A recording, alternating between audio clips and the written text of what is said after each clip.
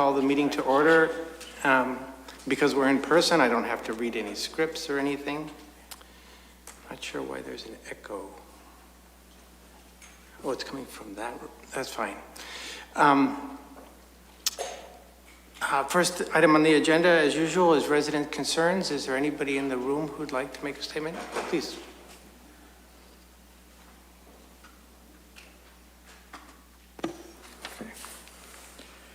Nijan Datar, Wintliff Drive. I attended the DEIC Zoom meeting last week. My primary beef with these meetings is that there is no interest in hearing from the public. Two examples from this past meeting. During the presentation of the Climate Action Plan, I asked a question in the chat box. David Martin simply disabled my chat. Luckily, right before the presenter ended her presentation, she noticed my question, said it was an important one, and proceeded to answer it. Then, during the next presentation from the UMass Boston Collins Center, they mentioned that aside from talking to David Martin and department heads, they were looking for community input. For some reason, he had re-enabled my chat, but not to everyone, but only to the hosts and panelists. So I proceeded to type my input. Not a single person acknowledged my input because it had a few questions and comments that went against what they were selling. These two examples tell you the dictatorial nature of this commission and that no one is interested in a diversity of opinion. My questions and comments were brief and were based on a very important question that Terry Lindgren had asked in his letter to you on November 13. Please read his letter again. His first point was a critical one. To paraphrase, the DEIC report was supposed to tell us the state of diversity, equity, and inclusion in Acton, specifically whether there is a problem in Acton and how big is the problem. It did no such thing. Yet we taxpayers are being asked to fund an expensive permanent diversity officer to solve an undefined problem. It has never been clear to me why the current HR setup cannot deal with any problems that arise. With inflation around 10% and the next school budget borrowing excessively from free cash, and the result potentially being an unfortunate, expensive Prop 2.5 override in the next year or two, adding this new diversity officer position will border on fiscal malpractice.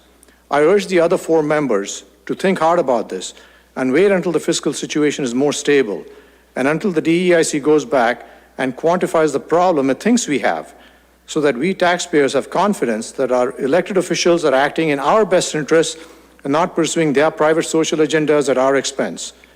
The elections in Virginia, and especially the overwhelming school board recall in San Francisco, should tell you that the tide is turning nationwide on this issue.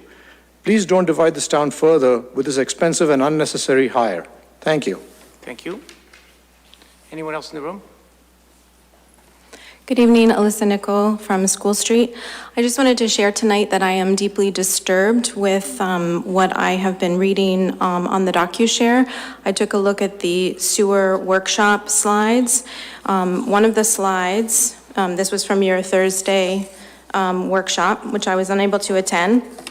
One of the slides, townwide wastewater disposal options, outlines the various costs for the different options. And I noticed that the septic is listed as $35,000 from the West Acton sewer expansion estimate. It fails to mention that that estimate was actually $35,000 to $40,000. And also it fails to list the hookup cost of at least $5,000, which some West Acton residents were told would be significantly higher for their properties because they were below the street level and required a pump. It also fails to note on this slide that the sewer user fee is between $80 and $90 per month, but I was happy to see that that was presented to the commissioners in a later slide. It also lists for an alternative system a cost between $25,000 and $100,000. And during the West Acton sewer expansion research by residents, and also the Spencer Tuttle Flint expansion research by residents, nowhere did they find such a high cost. So I'm guessing that perhaps that was from a commercial site. So if we're going to include commercial in that cost estimate, then we also need to include commercial costs in the sewer. And remember, Sal Panetta stood up at special town meeting and told us that he was estimated a betterment of $900,000, which is pretty close to $1 million. I was also upset by the why expand sewers slide that talked about benefits to existing users, and yet we learned from studying 10 years worth of data that until you add 4,000 new users, we are not going to see any decrease in the increase. Costs are never going to go down for sewer users. They will only perhaps increase at a slightly less rate. There's also a why expand sewer environmental impact, and while I'm sure there are significant environmental impacts that are positive when we use sewer, there are also negative impacts, and we only share half the story when we describe how sewer treatment plants remove phosphorus and nitrogen and bacteria, and we fail to also include that septic systems, which not only include the tank, but also the leaching field, remove phosphorus and nitrogen and bacteria. That's what the soil microbes do. In fact, after the effluent goes through just 6 inches of soil, nitrogen, is at a level that's below drinking water standard. I also took a look online at the RFQ for the wastewater solutions feasibility study for Great Road, and I noticed that it says, sorry? Time's up. Time's up. Can I continue? Just maybe 15 seconds or something? Okay, how about half a minute? So I just wanted to read, it refers to, in the draft, a system of gravity sewers will be designed based on topography, required pipe capacity, and industry standard design practice, et cetera. However, I want to point out that the ARPA funding, which was voted by this board, was for wastewater solutions feasibility study, not the design of a sewer. In fact, when that project was on the list, listed as a sewer feasibility study, it only got 2 thumbs up, and this board's criteria was 4 thumbs up. Somehow it still ended up on the final ARPA project listing, which you voted to approve allocation funding, but what is being sent out now to find a consultant is not a wastewater solution study, it's a sewer feasibility study, and that's deeply disturbing. Mr. Martin, you told me once that the select board cannot ignore the will of the voters, and the voters told you in 2009, and again in 2019, and again in 2020, that we're not interested in the high cost of sewer expansion. And I hope that you meant that the select board cannot ignore the will of the voters. Thank you. Thank you.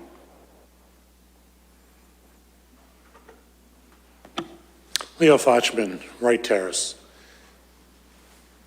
I know the board can't do it, but I just want to make everybody aware of one thing. I spoke at the school committee meeting.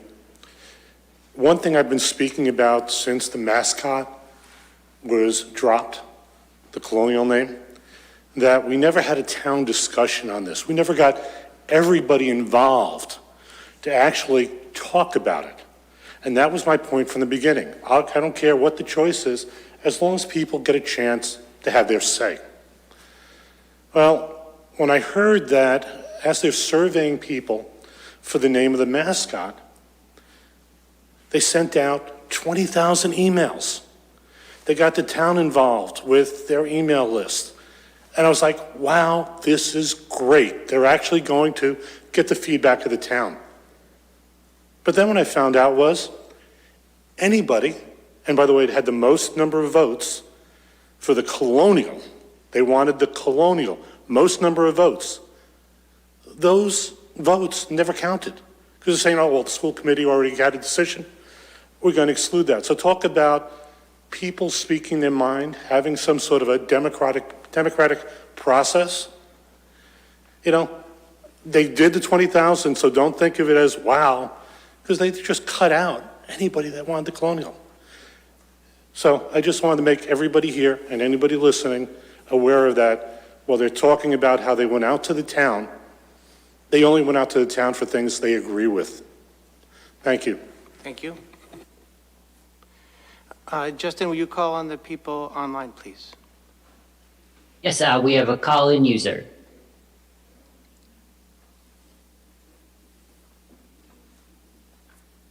Hello? Hello. Can you hear me? Hi. Hello, this is Sarah calling from West Acton. Yes, I won't repeat what Alyssa said, but I am concerned like she is. It was my understanding that the only reason that funding for that wastewater study passed was that the because it was guaranteed that it would be a wastewater alternative study focusing on different types of wastewater solutions that might be good for revitalizing Route 2A. Instead, let me just read this. In the RFP, it says the primary goal of this agreement is to determine technical and financial feasibility for sewering the Great Road Corridor. 2, develop a feasible conceptual sewer layout to define the project limits. This seems to be completely hypocritical compared to, and I think that Alyssa stated the reasons, and I hope that you pull that RFP and you fix it before it goes out, certainly. And I was also at a Water Resources Advisory Committee meeting, and it seems that they were upset because the town seemed to be moving forward with this RFP without their support, or they were trying to get comments and they weren't being respected. At least that's how I took the words that I was hearing in that meeting. And we have all these water experts, including people who are professional water consultants. I hope that we respect them and don't send that out until they're happy with it. Then the other thing is, I just want to ask the chair, David, if so under the sewer capacity, will you let people speak there? And the MBTA it's not requirements actually. It's only requirements if you want to do it. But that's an optional MBTA thing. So I'm hoping that you'll let people speak then. Yes, people can speak during the MBTA zoning item, even though we're not making a decision on that tonight. Oh, thank you so much. Thank you. And I think that's all the people who want to speak. So I'll move on to the various updates from members of the board and town manager. I don't have anything tonight, so I'll start with the town manager. Thank you. I just wanted to take a moment to address some of the previous comments discussed and citizen comments related to both the sewer meeting the other day and the draft RFP that somebody found on DocuShare. First of all, the sewer workshop was a very informative 2-hour meeting with members of the Sewer Commission who are also the Select Board. We had a lot of great dialogue and questions and conversation. The slides that were in the packet was just a very small sampling of what was discussed that day. And I'm sorry if some of the slides that you found in the backup portion of the slide deck were offensive, but a lot of the context was added at the meeting. So we can talk more about that if you have specific questions, and some of that dialogue has already happened, but I wouldn't take slides and criticize the whole meeting. Secondly, the draft RFQ that was apparently posted by the RAC was a draft internal working document that we shared with RAC because we wanted to include them in a process that had started before they decided to join us. And it's a process that's working its way through, and the comments here to the public certainly are helpful, but they're addressing things that have already been discussed and addressed. So just wanted to make that clear. Thank you. Did you have other status updates for tonight? No, thank you. Member minutes from any member. Fran. I just wanted to quickly mention the Historical Commission this Wednesday is having another community forum outreach for their archaeological bylaw. So that's 7 p.m. Wednesday night, and it's virtual. Thank you. Others? Hemija. Not a member update, but just want to say thank you to the DEIC for all that they do. These are always difficult conversations, but we do pride diversity and inclusion in our town, and we'll continue to fight for that. Thank you. Thank you. Okay, we'll move on to our first item for today. Let me get the notice to read here.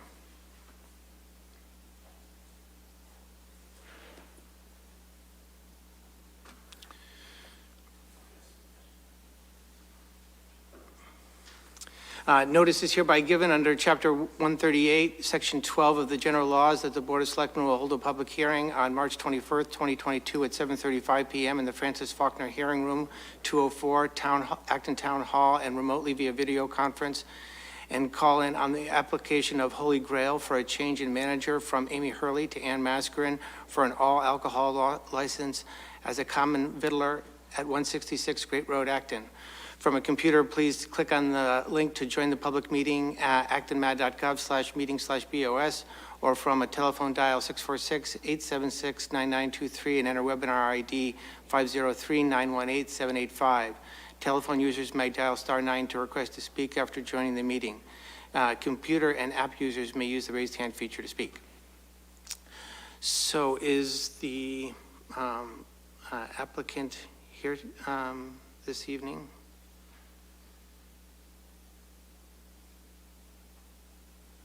Is it Tony Mascarin? Yes, could you let Tony speak, please? Absolutely.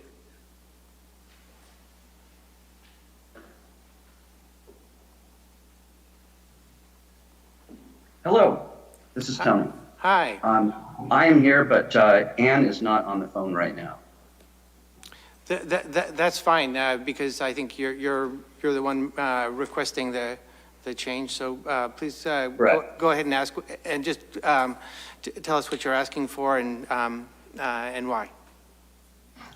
Because Amy Hurley, who had been the general manager of the bar for the last several years, no longer is with us after last year, and so we needed to, and we've been trying to get that changed for a little while. So Ann and I are going to continue to own the bar, and I'm here every day, and Ann is here most days, and so we are asking for that change. Okay. Mr. Manager, are there any comments from town staff on this? Nothing that raises a concern. Okay. Any comments or questions from the board for the applicant? Seeing none, I'll take any comments from the audience in the room or the audience online.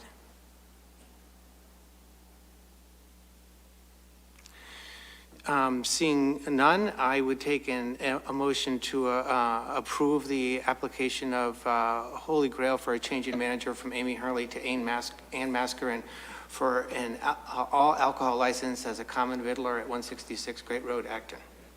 So moved. I'll second. Motion's been made and seconded. All in favor say aye. Aye. Any opposed? The application is approved. Thank you very much. Thank you. The next item of business, item 4, is on sewer privilege fee request. We discussed this last time and went back to gather a little bit more information. Two things that may be of note here. At a future meeting, we've talked about addressing and maybe having a broader schedule of privilege fees in the future. And so we could make an exception here if we wanted to do that. We will have that discussion for privilege fees at a future meeting. And we could make an exception here if we wanted to for the existing privilege fees. And also, I've talked with the town manager, and this applicant requested being able to hook her accessory dwelling unit as through the connection that the main house is on. And I suggest that we might allow that in the same way that we allow for septic system designs and other sewer hookups, and that they be designed by a licensed contractor, and that the design be submitted to the town for approval. So I don't know if the applicant here has any comments. If not, we can discuss what the privilege fee might be, and then if we want to approve that way of doing the change, that kind of design. I saw that the applicant was on earlier, but she does not have her hand raised at the moment. I liked Is your it idea. Joan Houlihan? I've promoted her to Yes. let her speak. Oh, okay. Yes, hi, I am here, yeah. Do you I have- just have in hand the memo from the engineer, the town engineer, and I guess you do too, so other than what's stated in here, I don't have anything else. Okay, if you just stay on the line in case we have a question for you. Fran, you were going to make a comment. I was just going to say that I liked the suggestion of possibly having a one-bedroom be 10, 2-bedroom to, 20. I like that idea, if that's, Yeah, I think we have to come up with a schedule. I was thinking the one bedroom Yeah. might be a little bit higher, but we could make a motion tonight for this particular applicant of, yeah. more. So right now, we're at $20,000 for 2 bedrooms or fewer, or $30,000 for 3 bedrooms or more. I was thinking we might spread it out to have, $15,000 for one, $2,250 for two, $3,000 as it is now for 3, $3,750 for 4, and $4,500 for 5.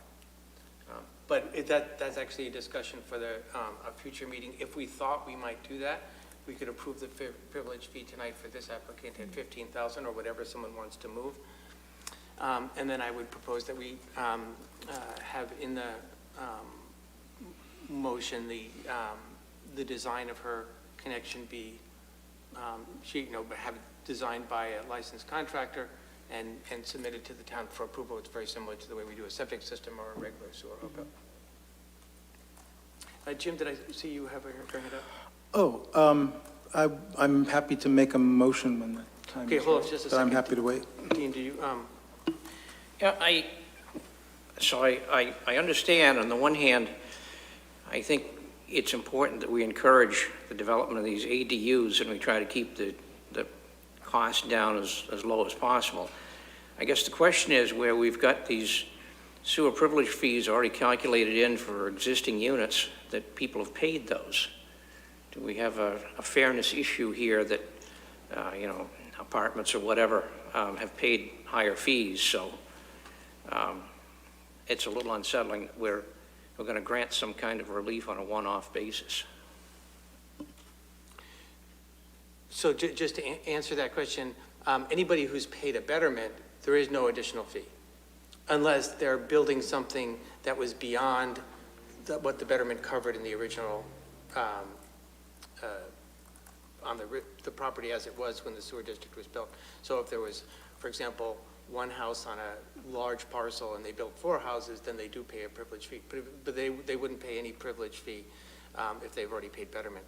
And so far, we've only had one increase in privilege fees since the district was formed, and so we haven't gone back, and we did it with the same 2 bedrooms or fewer or 3 bedrooms or more scale. We can have this discussion in either next meeting or the meeting after on what to set the privilege fees to, but there have been very few 1-bedroom apartments or 1-bedroom accessory dwelling units. So that have paid a privilege fee. In fact, the only ones that I can think of at the moment are those for Powder Mill Place, which were part of those are 1-bedrooms, and we accepted at that time contributions in lieu of privilege that were actually equivalent to slightly more than the existing rates. So they have already paid the $20,000 for the 1-bedrooms there.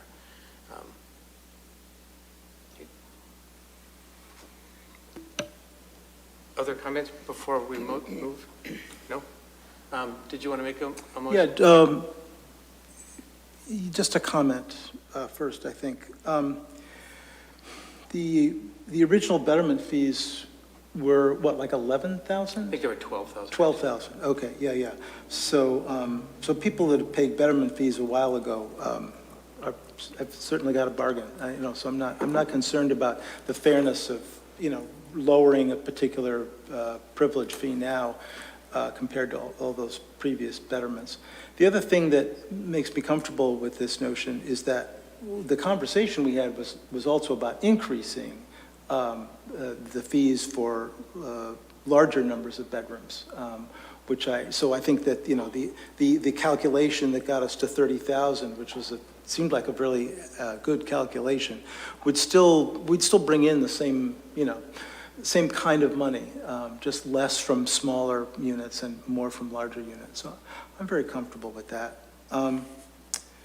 For discussion purposes, I'd be happy to make a motion as well. Please, go ahead. So that we'd approve this hookup, that it would need a licensed contractor to submit a plan to the town for approval by staff, and that the privilege fee this time around be $10K. Is there a second? Second. Okay, any further discussion?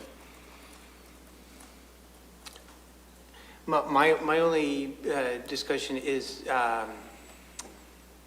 would we want to leave the 10K permanently, right? I'm concerned about setting a precedent at 10K.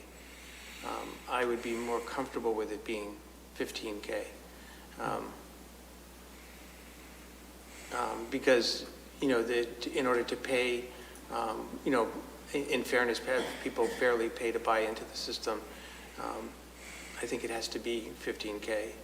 We can discuss that in detail, but I'm worried about setting a precedent for a lower precedent, because then legitimately the next person asks for the same lower fee, and we quickly get into not being able to,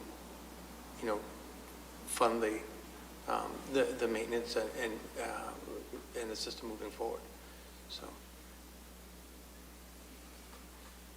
Dean. I'd at least offer a friendly amendment to increase the amount of the motion to $15,000.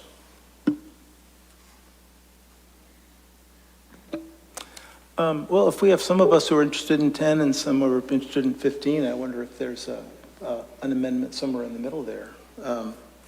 The original betterments used to be 12,000. So how about setting it at 12,000? However, it was $12,000 in $1999. Okay, so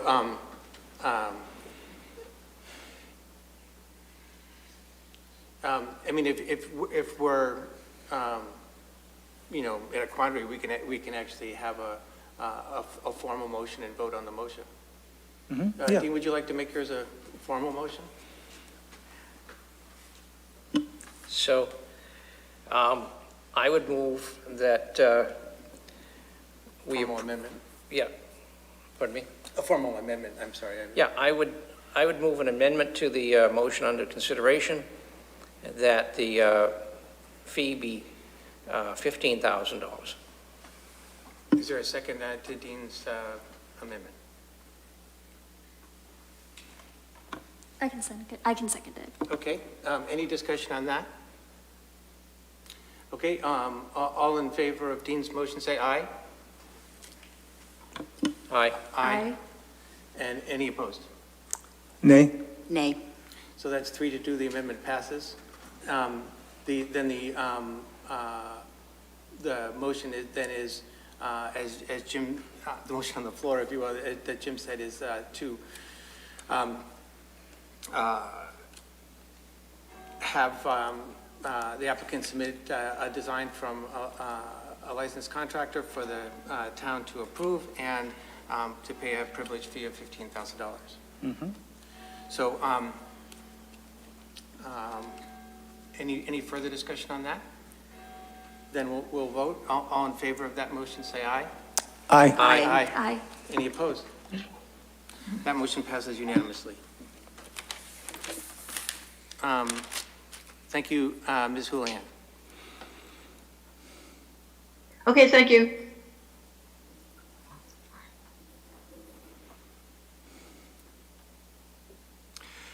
The next item on the agenda is a presentation by the Acton-Boxborough Resource Force on Acton Power Choice. So So who's ever presenting can come up to the desk, or you can all come up to the desk and move chairs around if you'd like.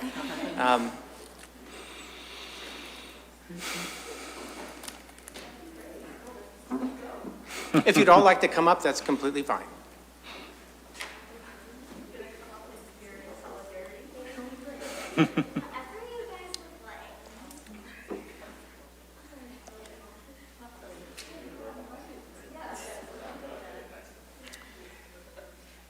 And are we presenting your slides, or are you presenting your slides?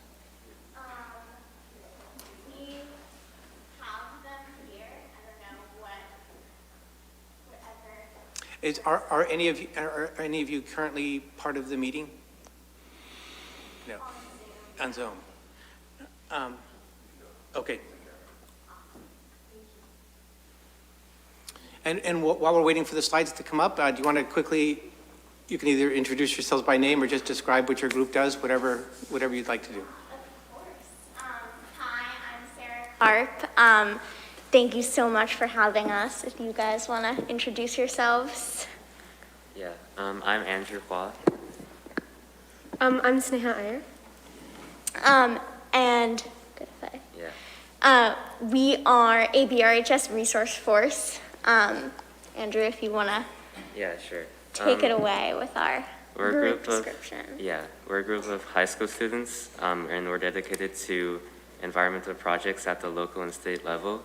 We recently worked with Acton's Climate Action Plan with the Sustainability Director, Andrea Becerra, and we're here today to talk about a proposal for the new Acton Power Choice contract. Awesome. We good to?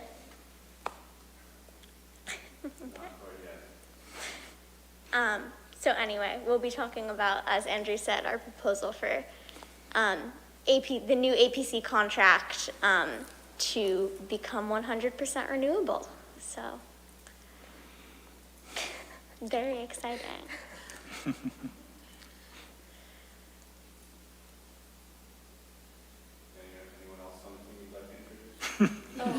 Yeah, feel free. If anyone I'm pulling out now. sitting in our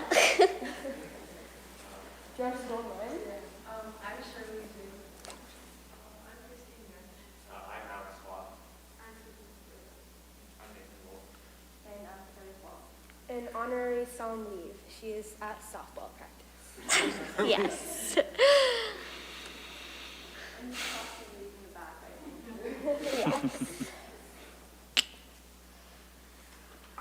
I might be able to do it. And also, it's not on this monitor, is that? So, you know what, let me give you guys the, one of you there at the table can sign into the meeting. It's Acton-Ma, all one word, no dashes, .gov/meeting/BOS. Yeah, we got it right here. And then you'll be able to see your slides, and I will share them. Just wait, no, press join the meeting as an attendee. So go back. Oh, And then, we're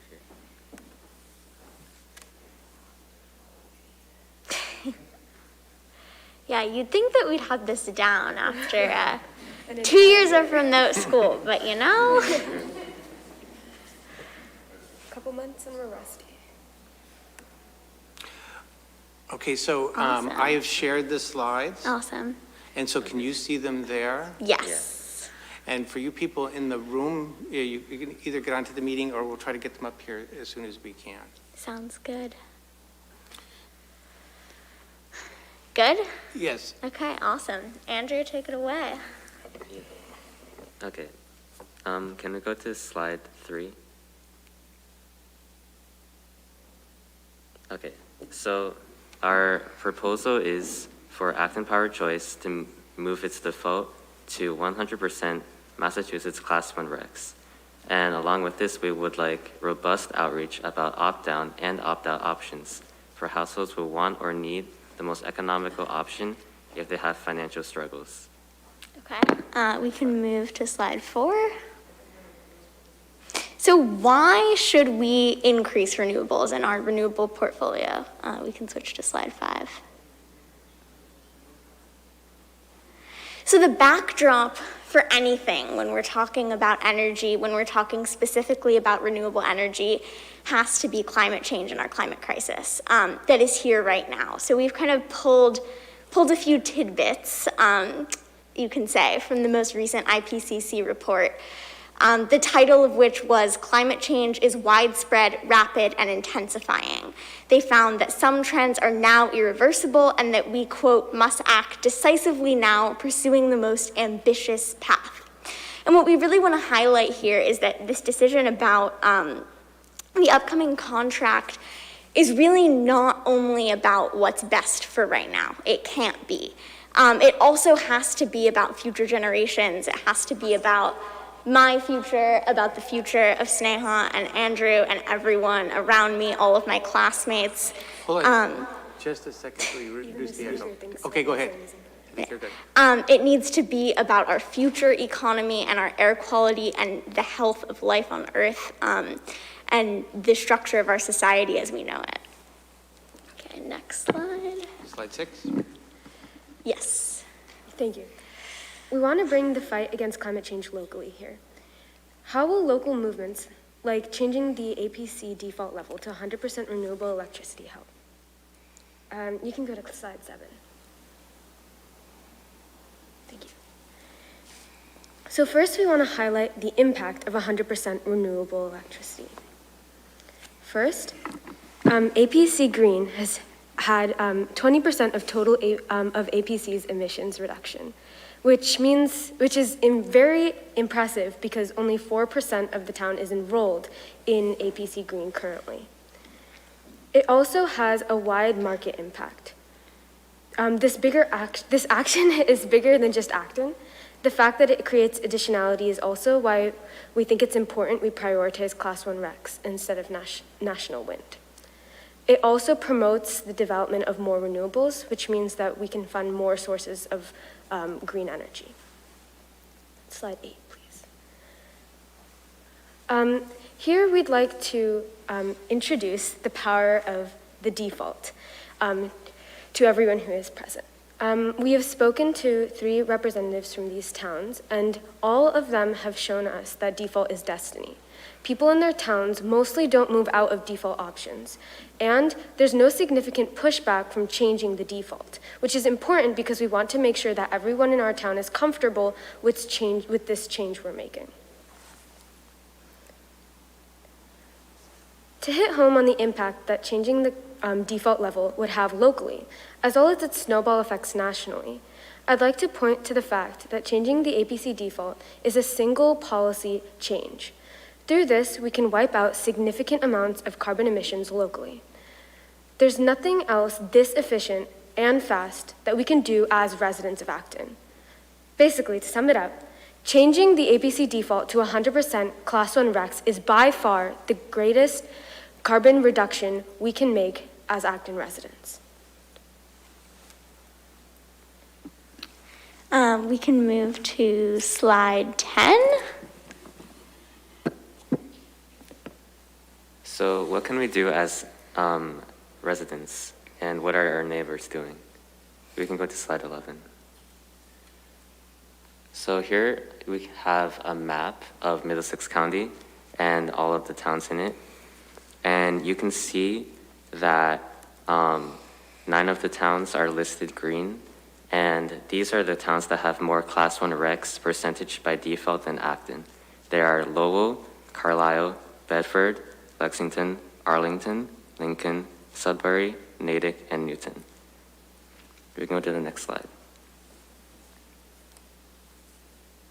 And we want to highlight Lowell. It's one of the most economically diverse cities on the list, and it's also a leader in the state. It has a high 65% Class 1 RECs by default, which is the second highest in Middlesex County. It also has less than half the median income of Acton, $57,000 versus $144,000. And we believe that Acton should be able to keep up with Lowell financially. We understand that there are some citizens in Acton who may not have all the financial needs, but we feel that with proper advocacy, this can be resolved. Yeah, we can move to the next slide. Okay, so now kind of to get into sort of addressing some overall general concerns that we've gotten from listening in on these meetings, our meetings with individual select board members, and just kind of in our conversations with community members at large. We can move to the next slide. Awesome. So our first concern that we want to talk about is equity. And first off, to everyone who has brought this up in meetings and to all of our citizens of Acton who have highlighted this, thank you, because we really want to make sure that with anything that we're doing, that equity is at the center of any local policy, national policy. Equity needs to be at the center. And so kind of what I will say to those who have expressed concerns about sort of this not being an equitable solution because low-income households are going to have trouble paying for this higher default, this higher cost, is that first, households needing the most economic option can opt down. No penalty, anytime, no issues. So we're not forcing this option on to anyone. And second is that those same people that when we talk about kind of, you know, we don't want to raise the default because we need to protect these populations, those are the same populations that, according to the most recent report from the IPCC, will be facing the worst impacts from climate change. And so really, if we are concerned as a community about those more vulnerable populations, we should not only be concerned about the economics of this proposal, but the larger and arguably worse impacts of climate change on those populations. And third, as sort of a little bit of a side note, but in the long run, Class 1 RECs support the local clean energy economy, creating new jobs and kind of broadening the scope of our local economy. We can move on to the next slide. So sort of in that same vein, economics, this has sort of been the second big concern that I would say we've been hearing. So first, as Andrew mentioned, we can see Lowell as an example of a city with, you know, an economic profile that is arguably more diverse than Acton's, and they are thriving at a higher default. So we think that the bar is matching them. That's the bar that we need to cross at our lowest point. And then we also just want to touch on what the economic cost is to delay action on climate change. Projections for future costs, if we do nothing by 2100, look like 150 trillion to 792 trillion. Those are really big numbers. And we're looking at, according to this report from the White House Council of Economic Advisors in 2014, a 40% cost increase for every decade of inaction. That means that while 2100 might seem like a really far off date, if we do nothing in the next year, you know, when you factor in that 40% number, that means a 4% increase in cost to mitigate climate change just from 1 year of inaction. We can move on to the next slide, and I'll toss it back over to Andrew. Okay, so one of the things that has come up through our research is national wind regs, and we just want to highlight some of the quotes of some of the climate experts that we talked to.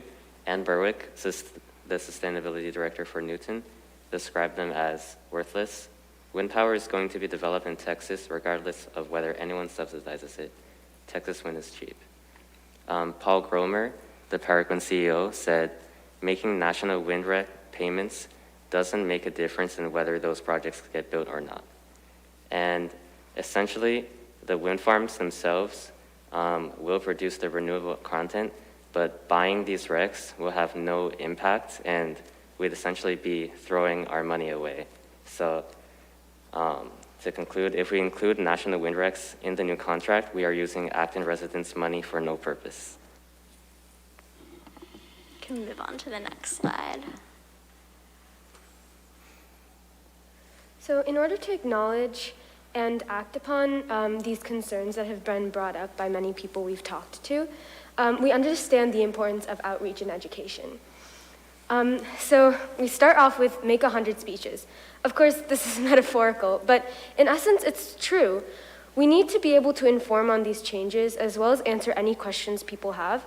We also want to make sure, as we mentioned before in our proposal, that opting down or out is very easy for people in our town.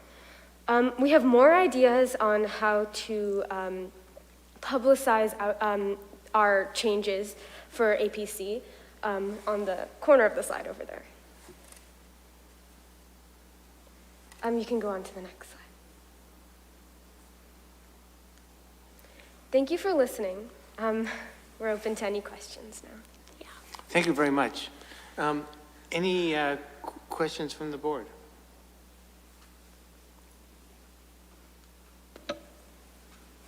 I wondered if you had any additional stories about how Lowell managed to do this amazing amount of Class 1 wrecks.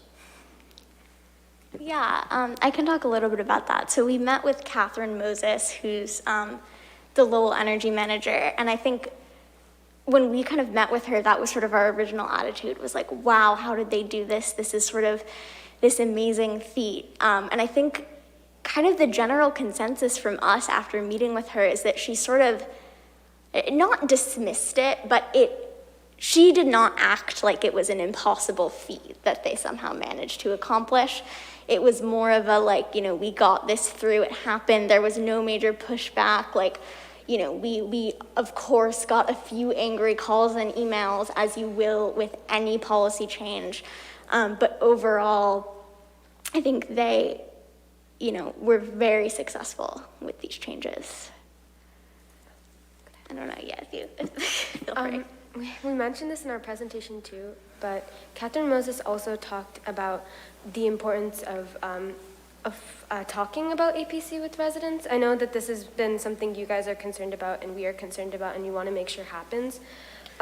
But she did say that through their ability to project this change to the people, there wasn't major pushback, like Sarah said. Yeah. So it's a good example of what we can do with our voices and how they impact the town largely, because the more you know about something, the more comfortable you are with it. So yeah, that was an important lesson we learned from her as well. Yeah. Do you know when Lowell made their change? I'm not. I know they're still, in the current contract at that 65% number, so I don't think that it was more than like 2 or 3 years ago, but I do not know exactly Okay. what that date looks like. Other questions, comments?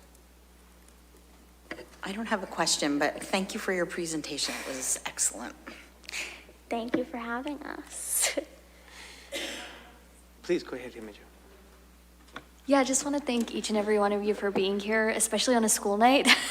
That's a huge sacrifice. So thank you so much. It was a great presentation. I also really enjoyed the individual conversations that you had with each of us. That helped clarify a lot of my own questions about this. And it's really incredible just how much input you got through this process, through student input, talking with different representatives from different towns. I mean, the work that you've done into this is absolutely incredible. So thank you so much for being here and for all the work that you've put into this.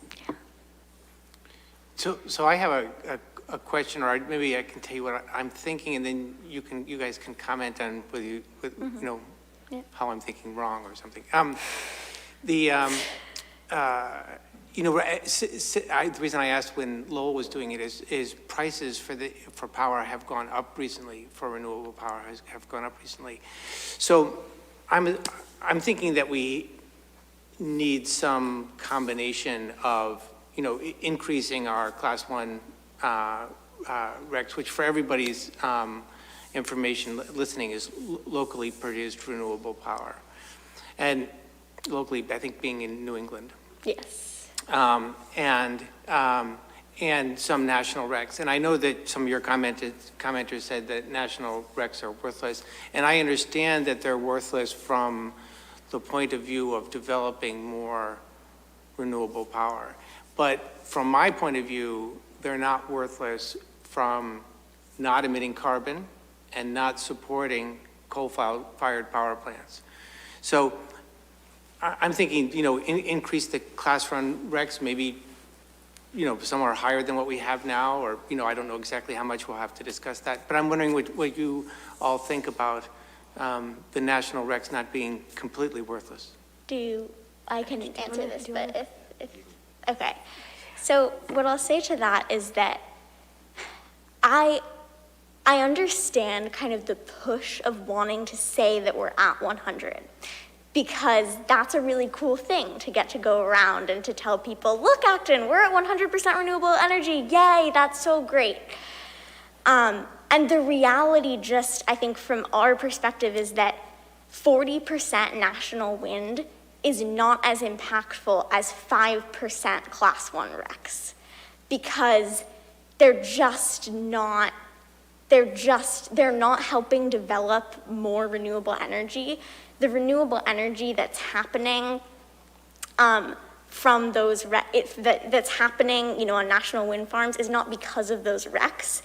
And so you sort of can, you can be called out for, not quite, but close to greenwashing and saying that you are at 100% renewable energy when really your impact is not matching that. And so I think it's not fair for Acton to go around and say that we're at 100 or we're at 90 when really we still have very far to come, because we're not at 100 in the most impactful way that we can be.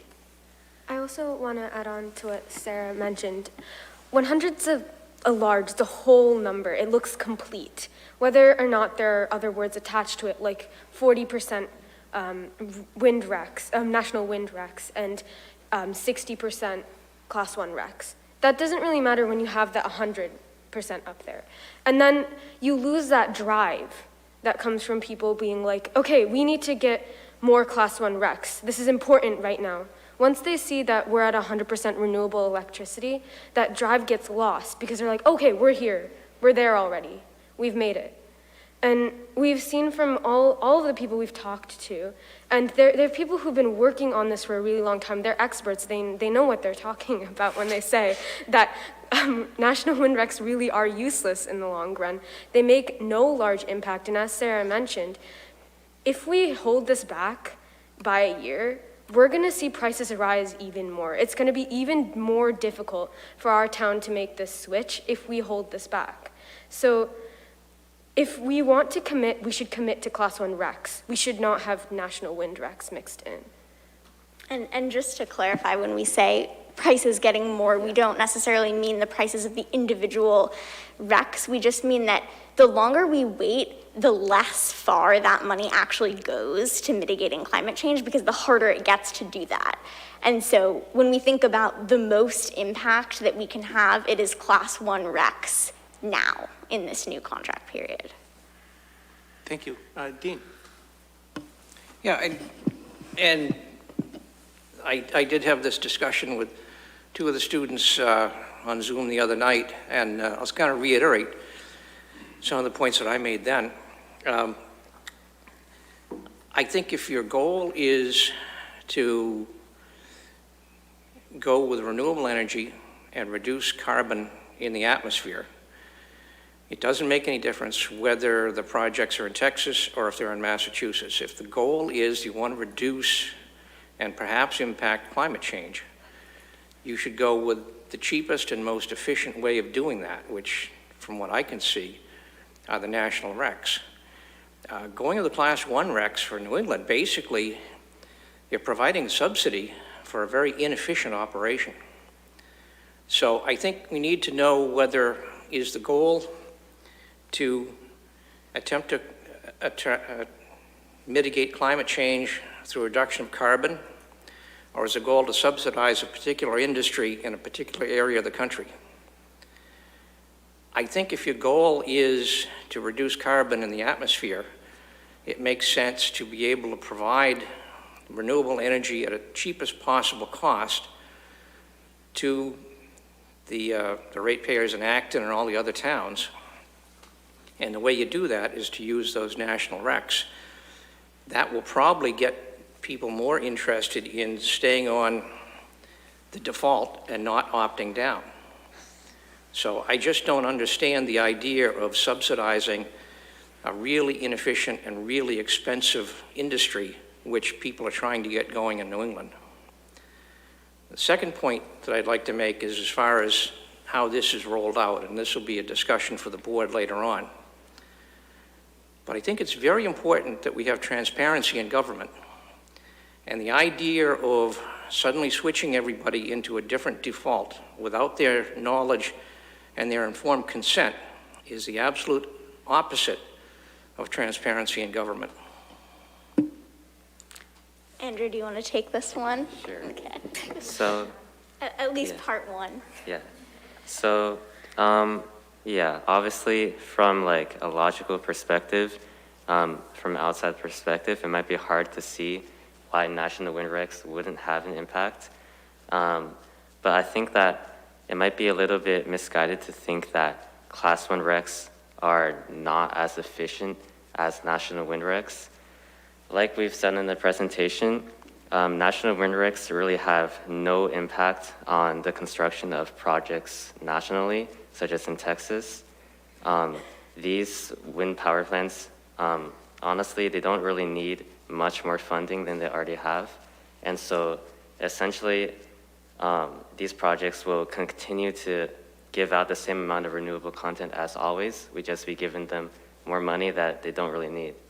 And Class 1 recs actually have an impact in that they, one, are subsidizing, as you said, more renewable content and more renewable projects in New England.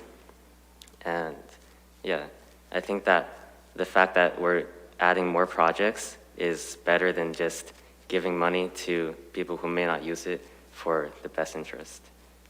Yeah. And just kind of to add on one thing that I think can sort of help understand this whole thing, which is that when we talk about renewable energy that's being supplied to someone's house, it doesn't mean that the electrons are coming off of the wind turbine and they're traveling through a different set of wires from a renewable source to land in someone's house to power their heat. That isn't how kind of the renewable energy system works. All of that energy goes to the grid. And so when we talk about, Mr. Charter, like you said, trying to supply people with renewable energy in the cheapest way, we're not really supplying individuals with renewable energy. We are, in a sense, theoretically, but it's more so that we're supplying the grid with renewable energy. And so in the long run, those MA Class 1 recs supply the grid with way more renewable energy through the development of new projects than the national wind recs do. Yeah. Also, we want to make sure that we understand that we're not only reducing carbon emissions now, we're reducing it in the long run, and that has a greater impact if we use Class 1 recs. We've seen that they fund more projects, which means that we can in turn have more renewable sources, which doesn't happen if we pay for national wind. If we pay for national wind, like Sarah and Andrew have been mentioning, we're not paying for more sources. We're just paying essentially for the electricity. That's it. Yeah. And I understand your concerns about sort of this idea of deceptive government. We have plenty of suggestions if you would like to talk more about kind of how we avoid that and that situation. But I think that overall that is something that we can work to avoid and mitigate. It doesn't, people can be informed and people can know what's happening. It doesn't just have to evolve and happen so that people don't know what's going on. Like, there are actionable steps that we can take to make sure that people do know what's going on. And it doesn't, we can control how that plays out. Thank you. Quickly? Yes, absolutely. Thank you.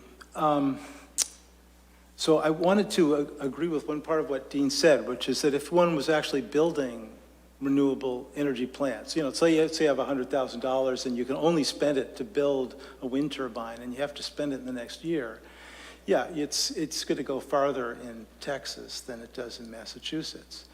But RECs are not the currency for buying renewable energy facilities. They're simply the ability to say that, yes, I am consuming this power and no one else is. It's like an auction system where you bid for the right to claim that you're responsible for that renewable energy. So the national wind is, you're basically buying for the right to say, yeah, that renewable energy, that's mine, even though the money that you paid in those RECs made no difference in creating it. That's why the charge of greenwashing gets raised. It's paying for something that has no particular value. Whereas with the Class 1 RECs, the income that a wind developer gets from the RECs is a reasonable percentage of the money they get from selling the electricity. So it makes a real difference. We do have the job, because of the grid, the grid is inefficient.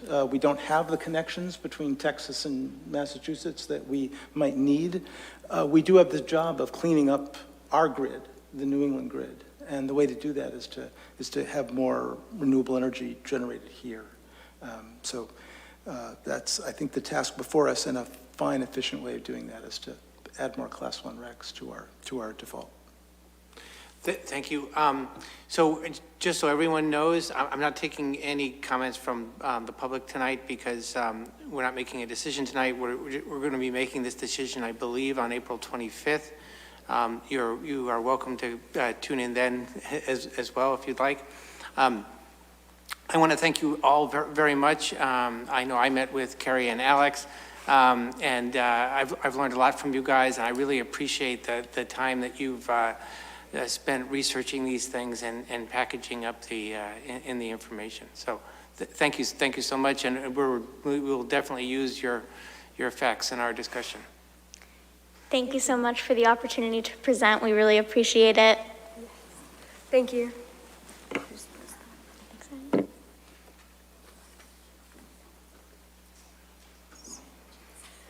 Our next item is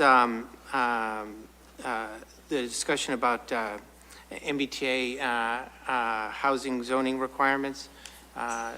John, please. Thank you. For this discussion, we have a panel of speakers who will be presenting virtually, and Kristen Guichard, our Planning Director and Zoning Enforcement Officer, will be leading the presentation. Kristen, take it away. Hi, thank you, John, and good evening, Select Board members. So I will be doing a presentation tonight on the draft compliance guidelines for multifamily districts under Section 3A of the Zoning Act, which was recently adopted. Mr. Chair, do you mind if I share my screen? Please go ahead.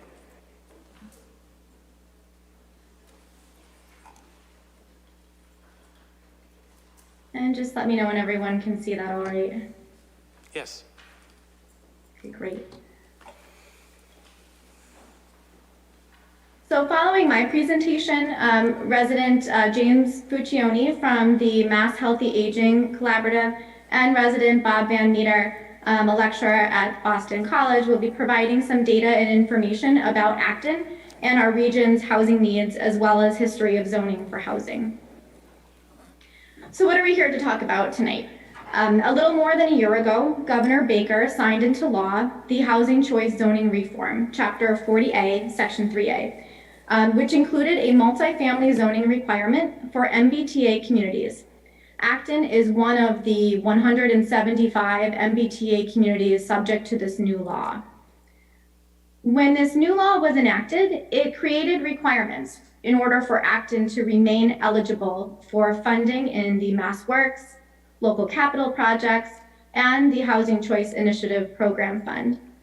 The requirement was that at least one zoning district of reasonable size should be created to allow multifamily housing permitted as of right. As of right is a term that we use that means no special permit is required.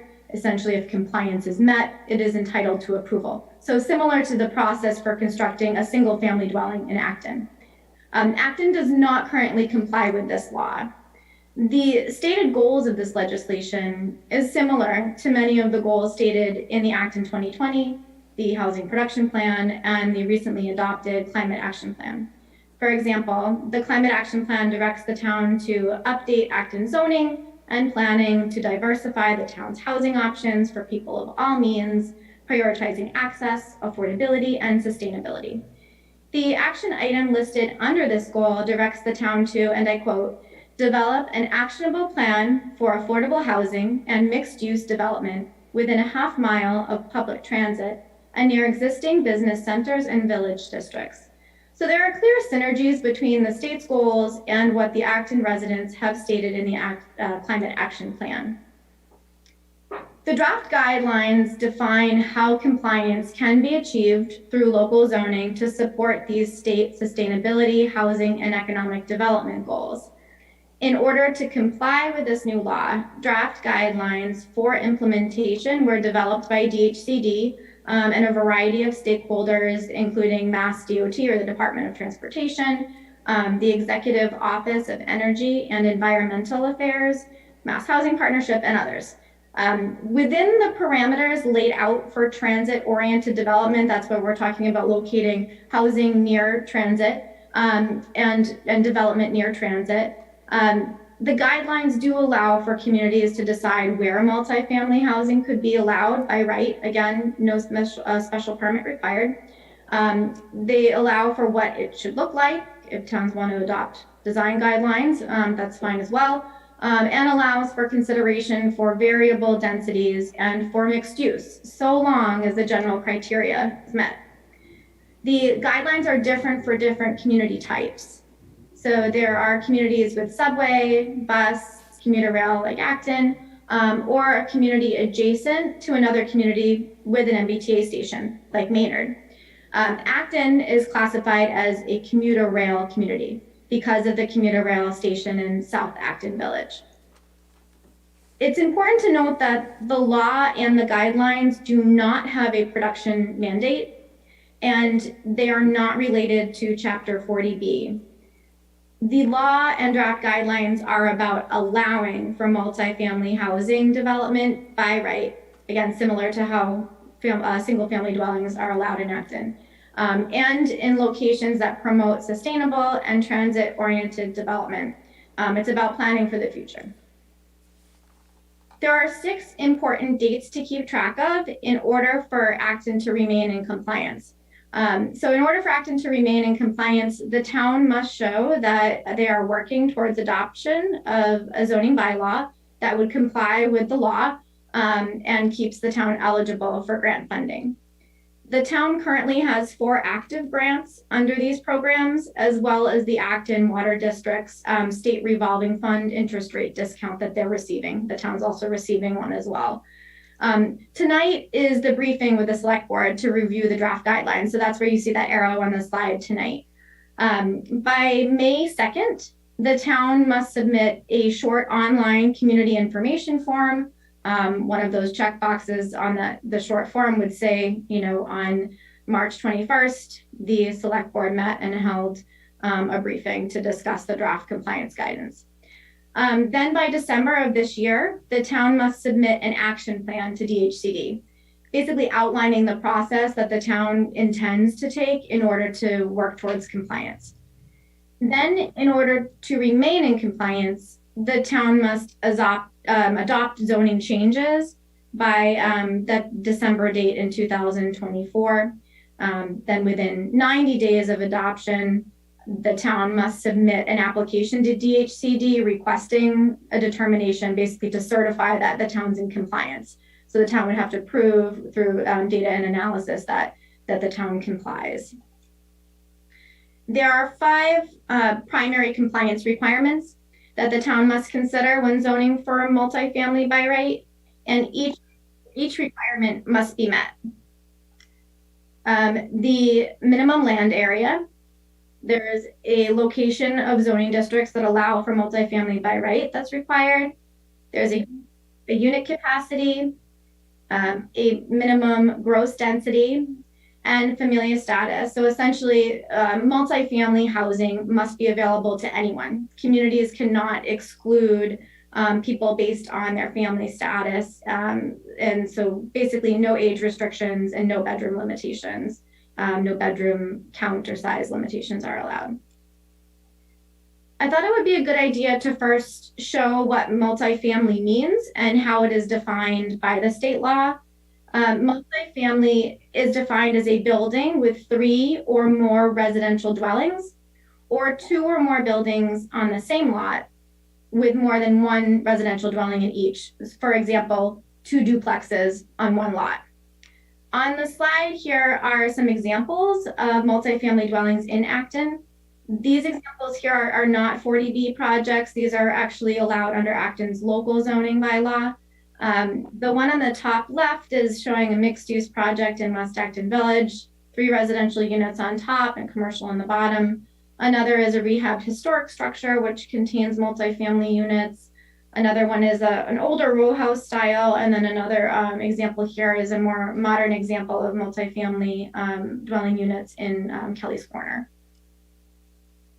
Getting into the details of the requirements, so this is the real meat of it. There is a 2-part test to determine the minimum size of the zoning district.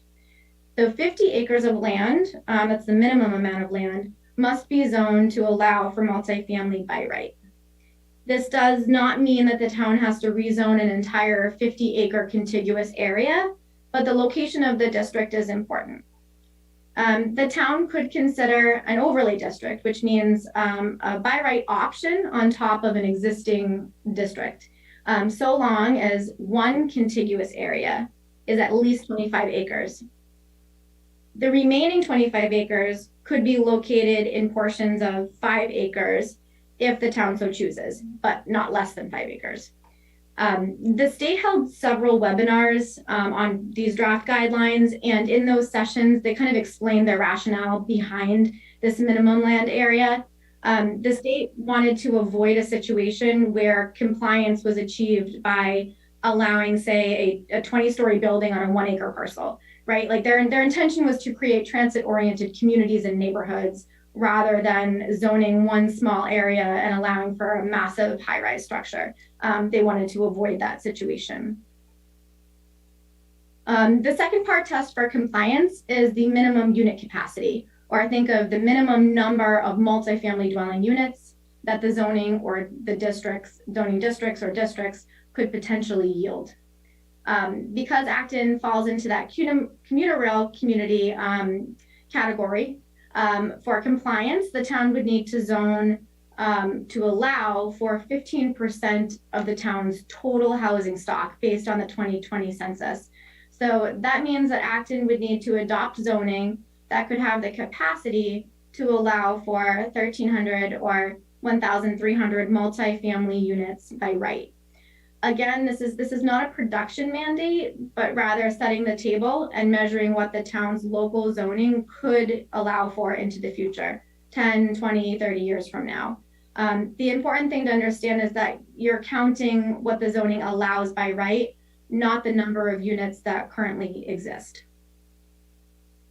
The guidelines also require that at least half of the total area, so 25 acres, must be within a half-mile radius of the train station or associated parking for the train station.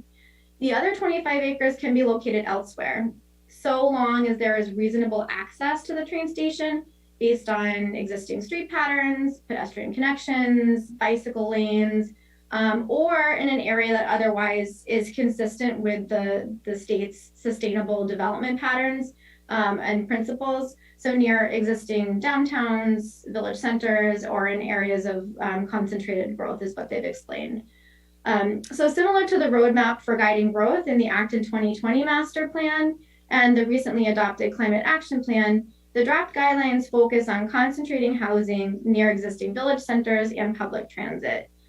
This map here on the slide, all that purple area there, that's showing a half-mile radius around Acton's train station and associated parking lots that service the train station.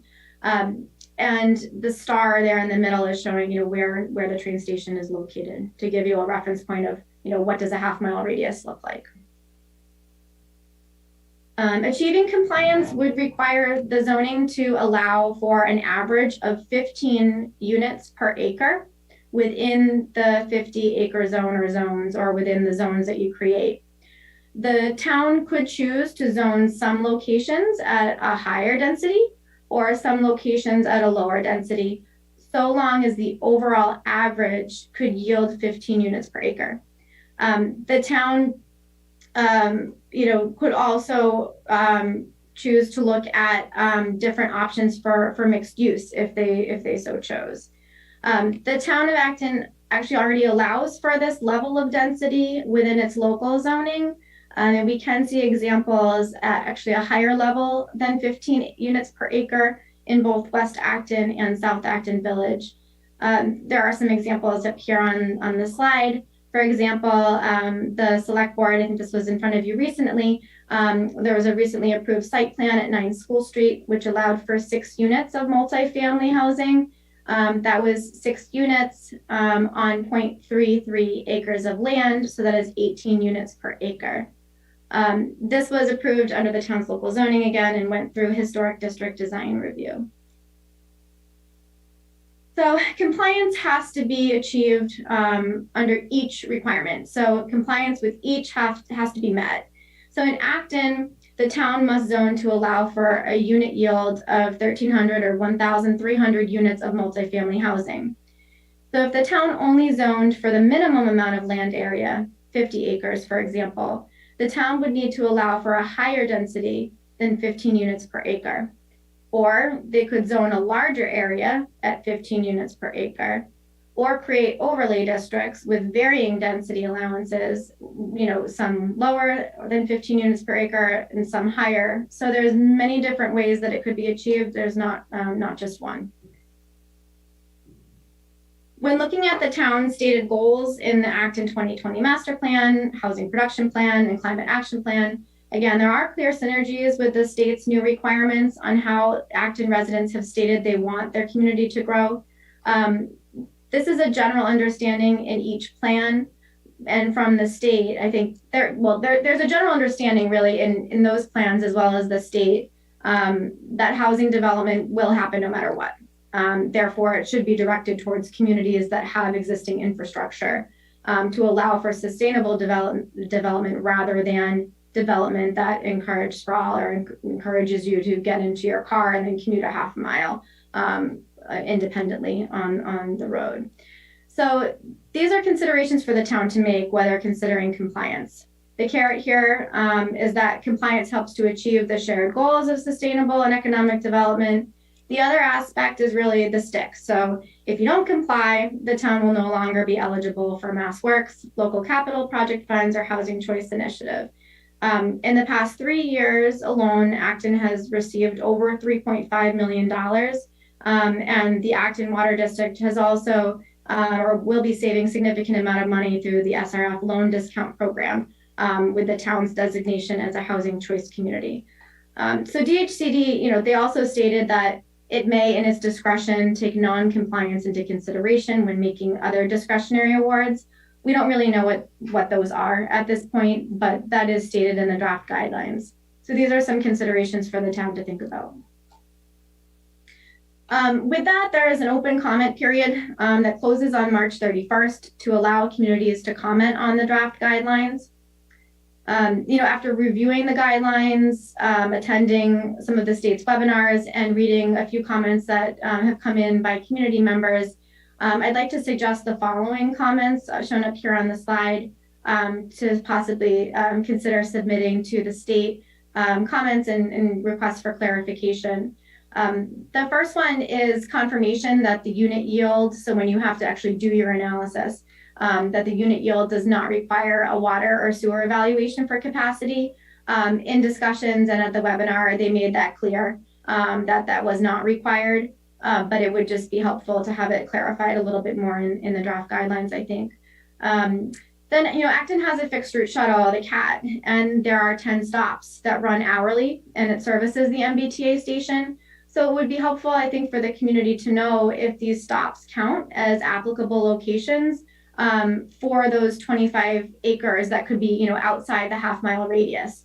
And then, our Acton's local historic districts permitting process viewed as by right. My understanding from our town council is that it is, but it would be helpful to understand what DHCD thinks about that. And then, can local shuttles be considered for establishing that half-mile radius? There is a shuttle, I believe that, I'm not sure if it's running right now, actually, but you could park in West Acton and then take a shuttle to the train station. And then possibly, if future existing shuttles to train stations from housing developments like Avalon, if those could be considered as applicable locations for the 25 acres outside of the half-mile radius. I'm sure there may be some more questions and comments, but those are just kind of the ones that I've gathered so far. For next steps, if the board wishes to submit comments, they are due again by March 31st. I'd be happy to help draft a comment letter, noting concerns or comments, questions, anything like that, either previously listed or anything in addition. And then, in order to remain in compliance, we have drafted a proposal to seek technical assistance with MAPC, the town is part of the Regional Planning Agency, Metropolitan Area Planning Council, to assist with holding a robust public outreach effort and to help us with technical analysis to really understand what zoning compliance with this new Section 3A would look like for the town. This is in your packets for tonight. We're also looking to apply for funding from the assistance, with community planning grants through the One Stop program with DHCD. And this would really allow the community to continue to show compliance in the meantime and better understand how the community would like to move forward on this particular effort. And that is all I have for now. I can introduce up next is James Fuccione from the Mass Healthy Aging Collaborative. And he's going to talk a little bit about our age-friendly community designation and about some statistics on our region with our demographic. Thank you. Welcome, James. Hi, good evening. Thanks for having me. I'm just trying to work technology and I'll be right with you. All right, so can folks We can see that. see that? All right. That's the important thing. All right, so thanks again for having me. Thanks for Kristen for inviting me to speak. I'm James Fuccione from the Mass Healthy Aging Collaborative, as was mentioned, and I'm here to talk about the MBTA community policy and guidelines as an age-friendly policy, and that's not really the first thing you'd think of when you see that policy, but I'm going to talk about what's going on in Acton and the surrounding region and why supporting this concept would be beneficial for people of all ages in the town of Acton. So I'm not sure what kind of screen you're looking at, and this is a lot of words and hopefully you can see it, but the Healthy Aging Collaborative is essentially a grant-funded, statewide and cross-sector network of stakeholders that have come together to advance healthy aging, with the centerpiece being age-friendly communities. And you may have heard of this, but it's a concept that came from the World Health Organization in 2006. And it encourages communities to seek a recognition for becoming age-friendly, so it's not a certificate that a community gets and a community can show it off and say this is a great place to grow old. It's more of a commitment to asking local residents what being age-friendly means to that community, that city, town, or region, and then coming up with an action plan to address those needs, but also promote what's working in the community or what's seen to be working. Just a few quick points about what an age-friendly community is. They are accessible, equitable, inclusive, safe, secure, supportive, and older people play a crucial role, recognizing that older people play a crucial role in community. The World Health Organization came up with a framework of different focus areas that communities could choose to pursue. And alongside this, there was a movement that came up to encourage communities to be dementia friendly as well. Because these movements are so similar, we kind of mushed and merged and aligned these frameworks. And so this is more of a menu of options that communities can sort of address based on local feedback, and funding opportunities and resources are all built around these different focus areas. But a community that decides to become age-friendly can do all of these, can do a few of these, or can come up with its own concepts. It's really just sort of guidance. I won't go into what all of these hearts mean, but suffice to say that there's a lot going on in this movement in Massachusetts. There are 106 age-friendly communities in the state. That's the most of any state in the country. We also have a statewide designation led by the Governor's Council to address aging. And there's also 142 communities that we call quote unquote emerging, or that are on their way to being recognized for their commitment to becoming age-friendly. And most of those are regions or groups of communities, just like Acton is. Oops, and skipped too far ahead, but just to give folks a sense of, who leads and who participates in this work. It can really be anybody. It's typically councils on aging and the planning community, the regional planners or local planners that are involved.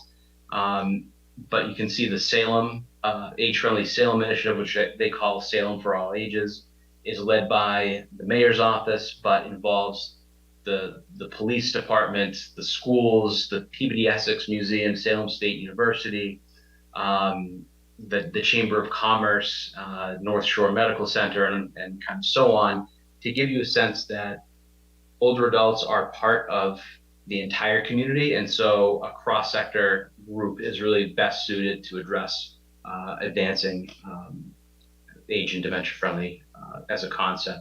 And on the right is sort of just a variety pack of different leading organizations that kind of spearhead this work, from the Neponset River Chamber of Commerce to regional planning agencies, community-based organizations, public health departments, and other municipal departments that sort of lead the work.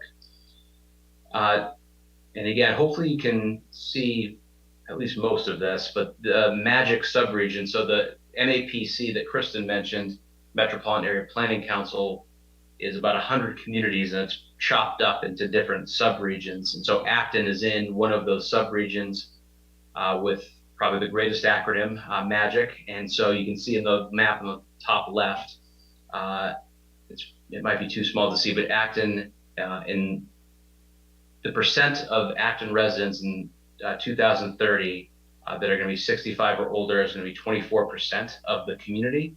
And that kind of matches up with adjacent communities. So for its commitment to going in on the age-friendly process, Acton and the surrounding communities in this subregion went through surveys, listening sessions, gathered data on a local level, and identified 3 housing and transportation needs relevant to this discussion on MBTA communities: affordable housing, diverse housing options, and then convenient and accessible transportation service, with 3 specific strategies, including expanding housing choice and affordability so older adults can remain in their community as housing needs and preferences change, expand the access and range of transit services so that older adults can participate in daily life, and improve older adults' knowledge of and access to transit services. And under all of these 3 strategies are a number of specific action items meant to help the community get there.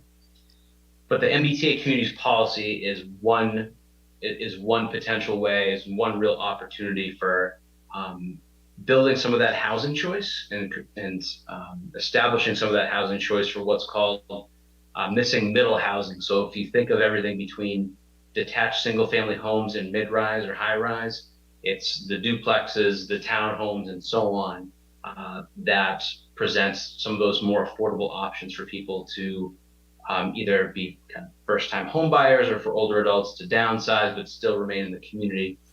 Another AARP report talks about a concept of adjacent neighborhoods, and these are sort of, before zoning rules change, and Bob's going to get into a little bit more of that next, but before zoning rules really changed, a lot of these adjacent neighborhoods were more affordable and were filled with single-family homes, but also a lot of that middle housing.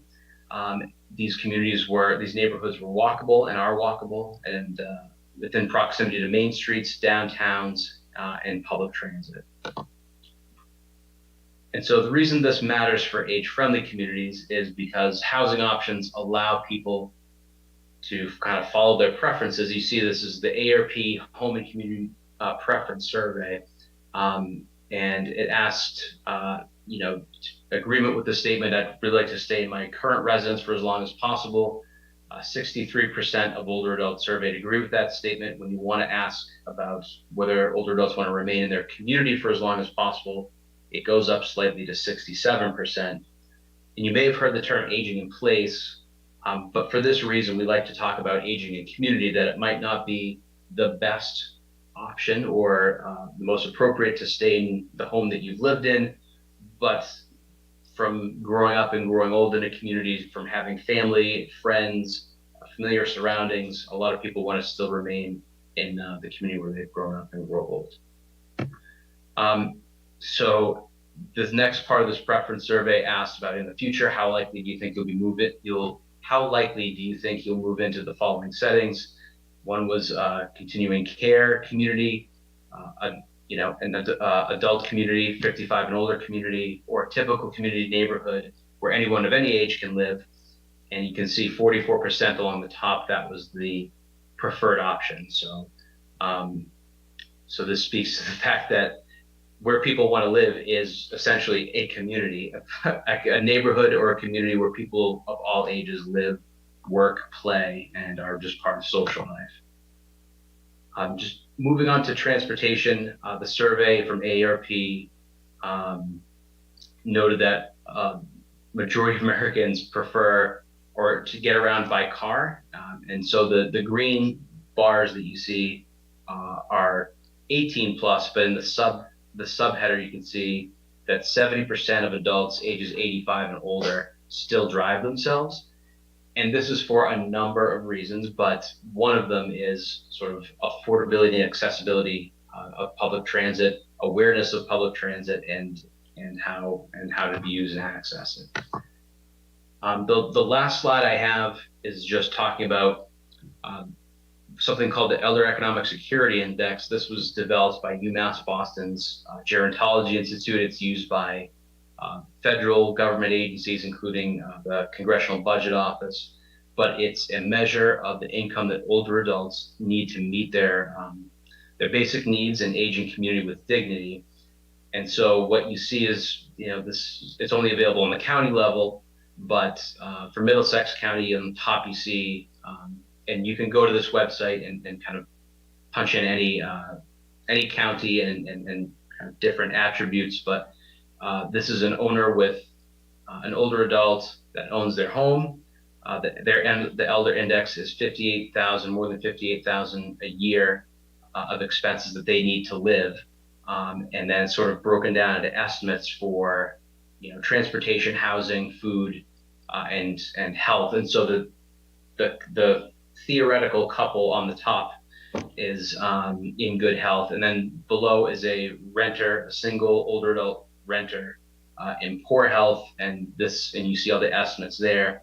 And I just want to put this up because there's a lot that goes into aging in place and aging in community, and it's about housing options, it's about transportation, access to food, and a number of different things. But the MBTA community policy is a way to provide housing options near transit and make all that accessible. So for the plan that Acton has and that the surrounding region has, this would really be a benefit and is a real opportunity. So I'll end it there and stop sharing and take any questions, or we might be waiting to the end for questions. So I might be turning it over to Bob now.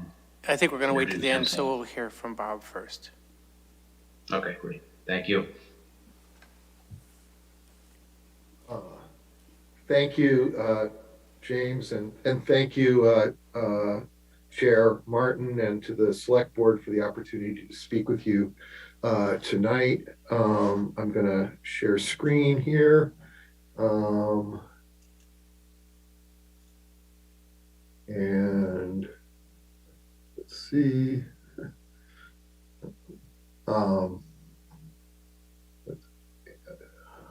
Sorry. I think,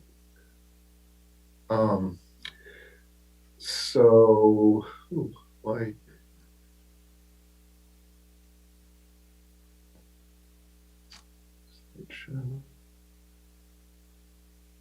Try unsharing and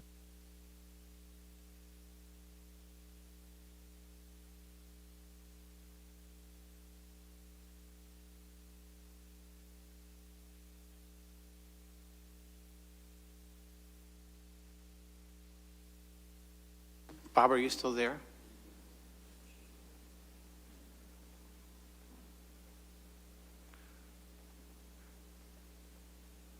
I'm thinking that he might need to reconnect.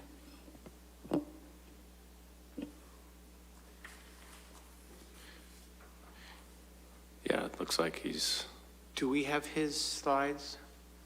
no. Kristen, do you happen to have his slides? Bob, if you want to send them to me, I could do a screen share for you. Yeah, he might be disconnected right now. I just wanted to get ready if he was coming back. I'll just give him a minute here, otherwise we'll get started with discussion and questions.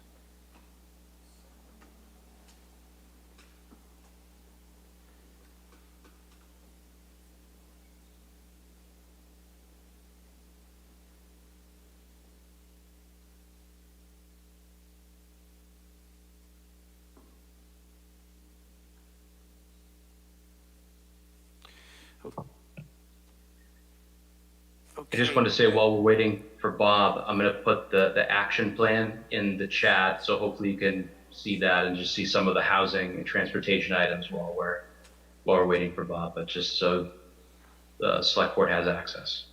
Okay, I think while Bob is reconnecting, that maybe we can start our discussion and questions. So I will take any comments or questions for Kristen or James on their presentations.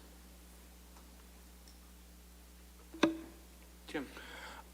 There's been some discussion on email about whether we should think of this as a new requirement or as a way of either obtaining or not being able to obtain certain state funds. So, Kristen, I wonder if you could comment on, the status of this law in terms of, our requirement for compliance. So if the town does not comply, the law states that the town would no longer be eligible for those funding sources and participation in the Housing Choice Program.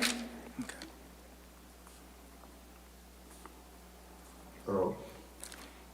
Do you have other questions? Yeah, sure. Another question is, when it talks about wetland resource areas, do we know yet whether that means state or local wetland resource delineation areas?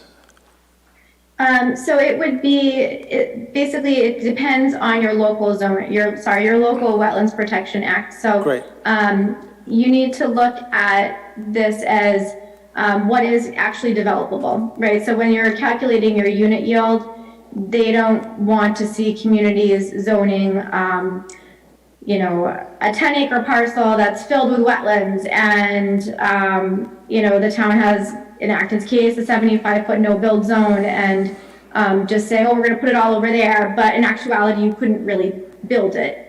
So you do need to take into consideration your local wetlands bylaw. So in Acton's case, we would need to take a look at how a 75-foot buffer would lay out on the map and basically where you could still zone for multifamily housing by right and achieve that unit capacity with those parameters. Is it clear that land owned by the MBTA would not be eligible for any of the, okay, That's our understanding at this point. okay. Okay, I'm going to get back to Bob, and then we'll return to our comments and questions. So, Bob, do you want to go ahead with your presentation? Yes, is my screen sharing Yes, working at this point? we can see confronting the history of housing discrimination. Oh, okay, so I'm not there yet. Oh, we can see the color of wealth in Boston. Okay, okay, good, there you are. But we're not seeing the presentation, we're seeing your speaker notes, not the presentation. Oh, that's no good. I don't know why that is.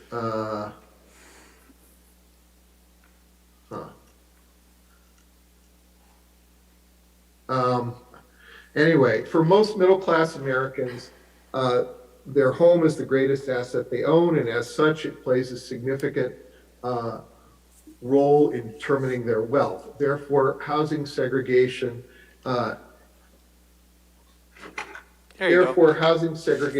is a real determinant of creating the racial wealth gap. According to a 2015 study by the Federal Reserve Bank of Boston entitled The Color of Wealth, the median wealth of white households in Greater Boston was $248,000, while the median wealth of native-born African-American households was only $8. That's correct. $8 is the figure, and a lot of you have probably heard that. I'm just going to stop screen sharing then.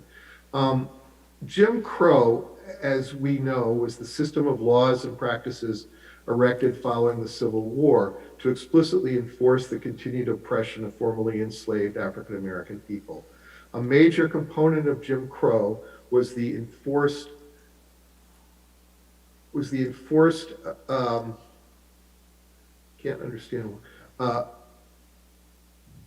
oppression of formerly enslaved African American. A major component was the enforced separation of white and black people in all aspects of life, and often the exclusion of black people from public amenities like swimming pools or public libraries.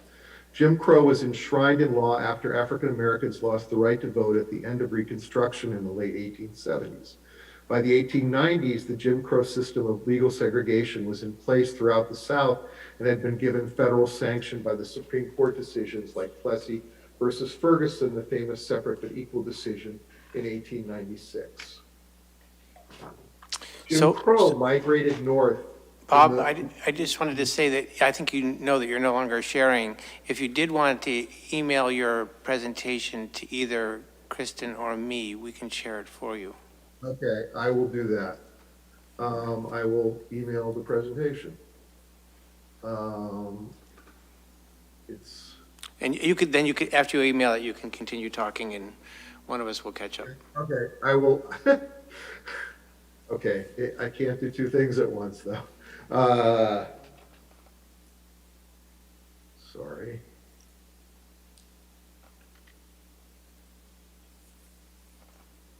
Presentation. I apologize. Thank you, David. So while that's transporting itself, you can continue. Yep. Laws and practices that segregated African Americans became more common in cities and towns north of the Mason-Dixon line. The creation of a system of segregated cities and towns was really residential Jim Crow. That's the argument that Richard Rothstein makes and that I share with him. And so the reason why this makes sense in the context of MBTA communities is because I think it's important to understand the context in which zoning was created and the context in which we still live with zoning that is 90% single family in Acton and a similar percentage in most of the suburban communities in greater Boston. So that's really kind of the core of this, is that we are living with the legacy of historic segregation. So I think it's the way to understand this is that there were 6 pillars of residential segregation. For some reason, I cannot start my video at all, so I can't even. But those pillars were zoning, restrictive racial covenants, racial discrimination by real estate agents, redlining by federal housing finance agencies and by banks, and urban renewal and highway construction, and finally violence. These systems work together and reinforced each other in creating and holding up the structure that's produced our current unequal region, state, and nation. The first pillar is zoning. Zoning, as you all know, is the system of land use regulation that most American cities and towns use to define what kind of building or use could be built upon a plot of land. Zoning of cities and towns for specific land uses began in Germany in the late 19th century and was widely adopted in the United States in the early 20th century for a variety of reasons. Although much of the early support for zoning in the United States came from urban reformers and progressives, zoning grew as Jim Crow laws were being enacted in the South, border states, and beyond. Zoning became a valuable tool in segregationist efforts to legally enforce separation. Many early zoning laws explicitly forbade African Americans from living in certain districts of cities and only allowed them to live in designated areas. This was similar to the apartheid restrictions that were South African law until the 1990s. In 1917, a Supreme Court decision outlawed these explicitly racial zoning laws, but other methods of zoning were soon adopted to enforce segregation. The most important method of zoning for racial separation became the enactment of single-family districts. Although the mechanism was no longer explicitly racial, it was widely understood that this was an effective tool in enforcing segregation. In 1921, the National Advisory Committee on Zoning published a national manual on model zoning laws. Segregationists dominated this committee. One of those segregationists was Frederick Law Olmsted Jr., a Massachusetts resident and noted landscape architect and urban planner, and the son of the famous 19th century landscape architect. Olmsted wrote, "In any housing developments which are to succeed, racial divisions have to be taken into account. If you try and force the mingling of people who are not ready to mingle and don't want to mingle, a development cannot succeed economically." Zoning exclusions of multifamily developments were also associated from the very beginning with racial segregation. A judge in we're on slide 9, an important Supreme Court case in the 1920s. What slide are you on, Bob? 9. Affirmed the legality of zoning, declaring that multifamily housing, quote, comes very near to be a nuisance. A lower court judge in the case had explained that, quote, the blighting of property values and the congesting of the population whenever the colored or certain foreign races invade a residential section are well known. At the end of the 1920s, Columbia Law School professor Ernest Freund observed the coming of colored people into a district, quote, was a more powerful reason for the spread of zoning in the past decade than the creation of single-family districts, the stated justification for zoning. The second pillar of housing segregation, racially restrictive covenants. Segregationists also sought other ways to enforce racial separation. Next slide, please. Racially restrictive covenants, next slide, I'm sorry. Racially restrictive covenants were widely used from the 19th century until the late 1940s and were a key method of enforcing separation. Racial covenants were private contracts that were enforced in court as binding upon the parties that signed them. They typically included language like what's written on the slide. Hereafter, no part of said property or any portion thereof shall be occupied by any person not of the Caucasian race, it being intended hereby to restrict the use of said property against occupancy as owners or tenants of any portion of said property by people of the Negro or Mongolian race. Other ethnic groups were often also excluded by restrictive covenants. Here in Massachusetts, those groups included Jews, Italians, and Armenians in restrictive covenants.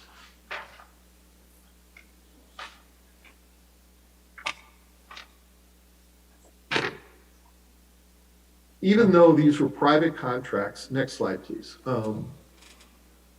Even though these were private contracts, cities actively promoted the adoption of these covenants. Restrictive covenants were also promoted by real estate developers as a marketing advantage, as you see in the newspaper advertisement pictured on the slide. White home buyers, the largest restricted white community in Washington, invite you to their attention.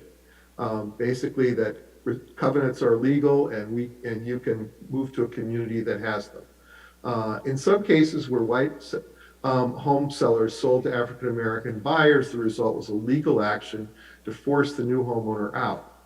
Racial covenants continued in Massachusetts and around the country until a 1948 Supreme Court decision made such deeds unenforceable. Though unenforceable, these covenants are still included in the deeds for many houses. Next slide, please. The third pillar, discriminatory real estate industry practices. From the early 20th century beginning of real estate as a profession, racial discrimination was often portrayed as a professional obligation, and real estate agents routinely steered their clients to reinforce segregation. Recent scholarship on the real estate industry shows a century-long effort to segregate America's neighborhoods. In the words of Gene Slater, author of Freedom to Discriminate, How Realtors Conspired to Segregate Housing and Divide America, quote, "The realtors' need to justify this racial system transformed American values. The residential system they created not only drew on existing prejudice, but required and fostered it. Every white resident must view any minority not as an individual, but as a threat to his home, community, and the American dream. Inventing a scientific law that undesirable human elements depreciate property values, realtors built this axiom into vast federal programs." Next slide, please. This is a handbook for realtors from 1939. The real estate industry's national and state associations promoted these views in their training manuals and their standards of conduct for real estate brokers. To maximize profits and maintain segregated neighborhoods, real estate brokers also sometimes engaged in the practice of blockbusting. This meant that real estate agents stoked the racial fears of white homeowners to get these homeowners to sell quickly and cheaply in fear of African Americans moving into an area and depressing values. Agent speculators would then sell the homes at a premium to African American homebuyers who had limited options. Though discrimination by real estate agents has become much less common in the decades since the passage of the National Fair Housing Act in 1968, recent studies have shown that it still occurs both here in Massachusetts and around the country. It is expensive and difficult to prove that it is occurring, though, which is one reason why it's rarely prosecuted. Next slide, please. The fourth pillar of housing segregation is redlining and discrimination in lending. I changed the order since that. A defining point in the history of racial segregation came in the 1930s with the New Deal. This was the first time the United States developed national housing policies and programs. The New Deal is associated with social progress, including Social Security, public works on a grand scale, and protections for workers, but it also enshrined housing segregation in government policy.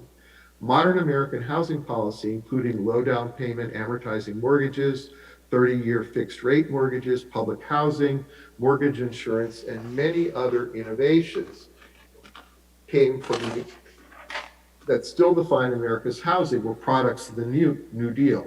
Getting the New Deal legislation through Congress required FDR to get the support of Southern segregationist members of Congress who were a key part of the Democratic Party in Congress. The result was that many New Deal programs, including the housing programs, allowed and promoted racial discrimination. To be fair, the Southern members of Congress were not the only segregationists in the country or the Congress. Next slide, please. The most far-reaching New Deal housing innovation was federal mortgage insurance. The Homeowners Loan Corporation and the Federal Housing Administration were created to insure mortgages and help rebuild the housing market in the wake of the 1929 crash. The Homeowners Loan Corporation insured the mortgages made by banks and imposed mandatory underwriting guidelines for the banks. These underwriting guidelines required that neighborhoods be racially homogeneous and white to be eligible for federal mortgage insurance. For each city, the Homeowners Loan Corporation developed maps showing which neighborhoods were eligible for federal insurance. The maps graded neighborhoods with African Americans as fourth grade or hazardous, making them ineligible. The districts were colored red on the maps, and this practice became known as redlining. Redlining is now used as a shorthand for a variety of discriminatory practices in lending and insurance. This practice meant that most African American home buyers were ineligible for mortgages in most neighborhoods where they were able to find homes. Next slide, please. The Federal Housing Administration adopted the same discriminatory standards as we see in this 1935 FHA underwriting manual that states, quote, if a neighborhood is to retain stability, it is necessary that properties shall continue to be occupied by the same social and racial classes. Next slide, please. Bob, how much longer do you have? Huh? How much longer do you have? How much longer is your presentation? Five more slides. Okay. Levittown. Following World War II, the Veterans Administration, the FHA, extended the work begun by the Homeowners Loan Corporation. The VA and FHA programs include the development of large-scale racially exclusionary communities like Levittown, New York. Development of these projects meant that government policy moved from reinforcing existing patterns of segregation to actively promoting the creation of large new segregated communities. The New Deal legislation and the post-war initiatives supplied opportunities for homeownership and asset building that were critical in building America's middle class, but it was a tremendous lost opportunity for African Americans. Violence, redlining, and restrictive covenants all limited where African Americans could buy, and so limited their ability to build intergenerational wealth. And I think this is the critical point when it comes to access to communities like Acton. The structure of discrimination that redlining by the federal housing agencies reflected was already a part of American cities before the New Deal, but redlining and the associated practices solidified it as part of American society for much of the 20th century, and we are still living with the consequences. The fifth pillar was highway construction and urban renewal, and I'll skip this, but in next slide, please. This is highway construction and urban renewal often targeted African American neighborhoods. I'll just say that and leave it there. But finally, I want to talk about, the next slide is violence. As with enslavement and Jim Crow, the whole structure of 20th century racial segregation rested on violence and the threat of violence. Restrictive covenants were often enforced with violence, and the threat of violence remained even after restrictive covenants and restrictive zoning were declared illegal. This slide shows an African-American couple who sought to move into a white suburb outside Louisville, Kentucky in 1954 after restrictive covenants had already been ruled illegal. They're standing in front of their home after it was damaged by gunshots. The picture to the right is of their house after it was dynamited a month later. The only individual indicted in the aftermath was a white civil rights activist who facilitated the purchase of the home by the couple. This kind of violence occurred in many parts of the country and deterred many African Americans from attempting to exercise their constitutional rights to live where they chose. Private violence was often tolerated and abetted by local authorities. Next slide, please. The two most important barriers that remain to a just and equitable society are the racial wealth gap created by discrimination in the 20th century and what researcher Amy Dane has called the paper wall of zoning. Next slide, please. This is a slide of where in Greater Boston multifamily housing can be built as of right. And you can see that there aren't that many places in our part of Greater Boston that multifamily housing can be built as of right.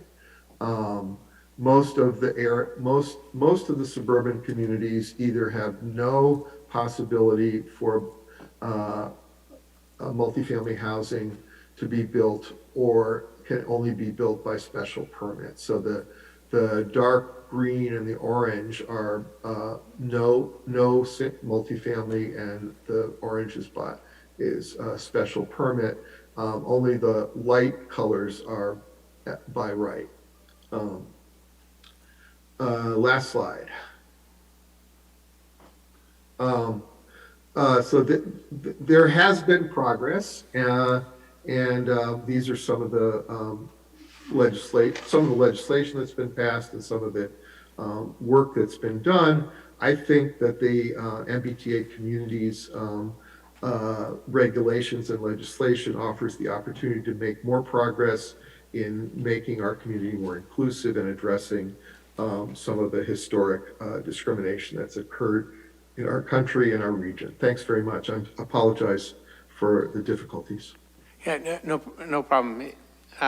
Thank you, Bob.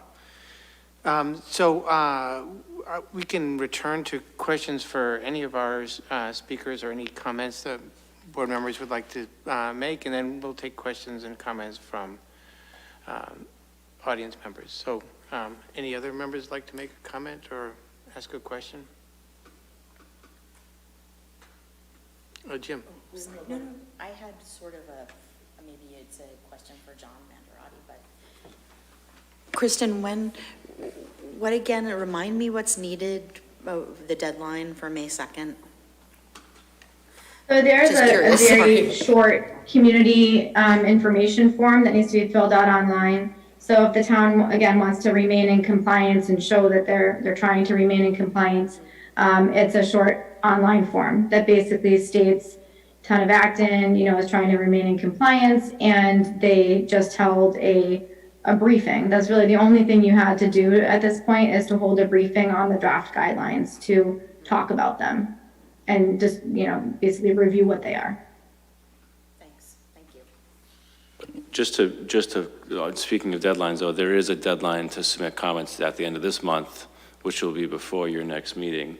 So that's why some of the comments that Kristen had put on the slide earlier as suggested considerations for us to consider are sort of things for the board to let us know if you're comfortable with us putting those forward on your behalf, or if you wanted to put them forward by the 31st as part of whatever else comes out of this discussion tonight as well. Jim. Remembering those questions, a whole set of them had to do with transit and whether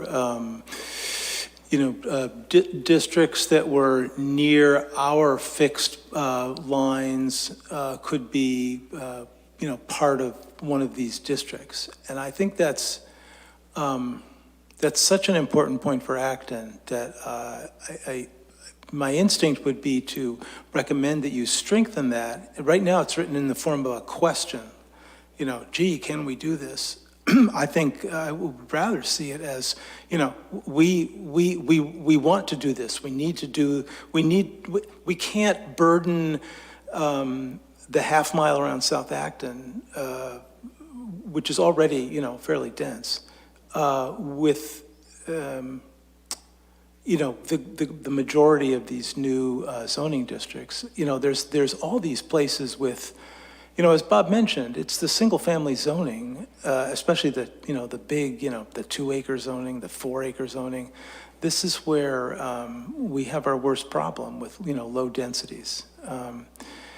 But in order to have these, multifamily districts count in this law, we would have to enable our transit to count as an extension of the transit system, and I think that's going to be a key request. Thanks. I have a. Oh, sorry. Go ahead. I have a few clarification questions if you want to go Okay, mine are also clarification, but I will go first. So, Kristen, you said that the total zoning based on the 15% is 1,300 units. Is that 1,300 units in addition in Acton, or is it in the total that have to be in the districts minus what already exists in those districts? That's a good question. So there was an FAQ that was put out by the state specifically with that question. And the answer is kind of, it depends, right? So if you have, for example, Avalon, right? That was a 40B project. If you were to rezone that, and let's say it complies with the location, whatever, right? You would have to prove that the zoning that you have created would actually allow that specific development by right in order to count those units. And you would have to prove that it meets all the other criteria. So that actually Avalon isn't actually 15 units per acre. When I was looking for like some examples to show everybody, just so you can kind of understand like what does that look like. Avalon isn't 15 units per acre because there's actually a lot of land area back there. But so that's kind of just an example. So you could count existing multifamily units so long as the zoning that is created complies. I understand. And the other question I had is, I think you said that one of the districts needs to be within a half mile of the train station. Does that mean half or one of the 5-acre districts? At least half of the minimum required acres has to be located within a half-mile radius of the train station or associated parking lots that serve the train station. So, there are a couple parking lots in Acton, in South Acton, like behind the fire station, along School Street, and then like the main parking lot. So you would take the half-mile radius from the outermost point of the parcel. So you have like this parcel shape. You're not taking it from the center point. You're taking it from the outermost point of the parcel to find that half-mile radius. Okay, thank you. Hemaja. Thank you. I actually had a similar question to what you had mentioned, David. So with, you mentioned that the minimum land area is 50 acres. And if we go for a 50-acre minimum, we'd need to allow for 26 units per acre. Sorry, what was the second stats that you put on the screen for that? You want me to put the slide up? Yeah, like the slide. I think it was 87 acres if I was wrong. But my question related to that is, if we, like, based on kind of what you have seen, would we go for a 50-acre minimum? Would we increase that? What would be feasible for Acton? Yeah, exactly, the several options. Yeah, I think that's really a question for the community. We're really hoping to be able to tap into the TAP assistance. So there's technical assistance program through MAPC, and there's also this one-stop application process where the town could receive assistance to really conduct a robust community outreach process and also do some technical analysis so we could take a look at what would it mean for compliance in Acton, and would the community find, this option more palatable, or would they like to look at this option? So there's a lot of different combinations that could be made, and a lot of different options with overlay districts. And I think it's really going to be up to the community on what they want to do. And I think that, if we're able to obtain grant funding through those programs, it will help us do that. Thank you, that's really helpful. And that actually relates to my second question. Can you clarify what overlay districts mean? Sure, so we have a couple overlay districts today. I think that's a good way to describe it. So we have the underlying zoning districts, like your standard districts, let's say the residential districts, R2, R4, R8, those are a few of them. And then we have the floodplain overlay district. So in that case, it's a mandatory overlay district where you have the requirements of those underlying districts, but then on top of it, you have these additional requirements. So for example, the floodplain overlay district has requirements of what you can and can't do, right? You can't displace more than 2% of the flood zone on a given parcel. In this case, there are overlay districts that you could also do that are like options. So you could have an underlying zoning district like the R2 zoning district, which is a single family residential district, and you could place an overlay district or an optional process or optional set of regulations that somebody could decide to do. And that could be, you know, these by right multifamily options. And that could be applied anywhere. So there's just a lot of different options. You know, you could change your base underlying zoning and just do it simply that way. Or you could consider having overlay districts or multiple overlay districts as well. Got you. Yep, that's it for me. Thank you. Thank you. Jim? So I think I'm following up on David's question because there's still some stuff I don't understand about this unit capacity and zoning. So let's say there's a large, you know, R2 district. So normally, you know, single family homes. And we have a overlay on that. This multifamily by right overlay.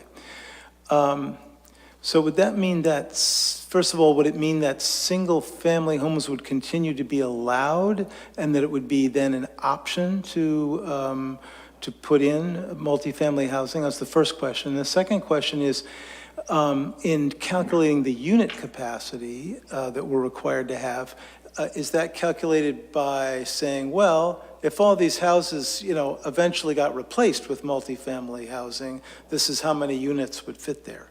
Or is it, you have to, you know, say, well, you know, only 10% of these lots are undeveloped, so there's only, you know, we could fit in a little bit of multifamily here. So I'm confused by how the capacity is measured and how overlay districts interact with the underlying zoning.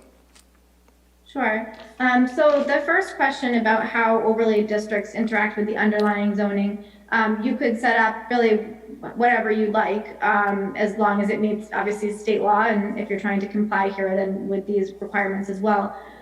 So you could have an overlay district where the single family is allowed and multifamily is allowed as well. You know, I don't know if I would have ever really seen a district where you would prohibit single family. That typically hasn't, it's not typical. But you could also just change an underlying district and allow for single family duplexes, multifamily, and do it that way as well.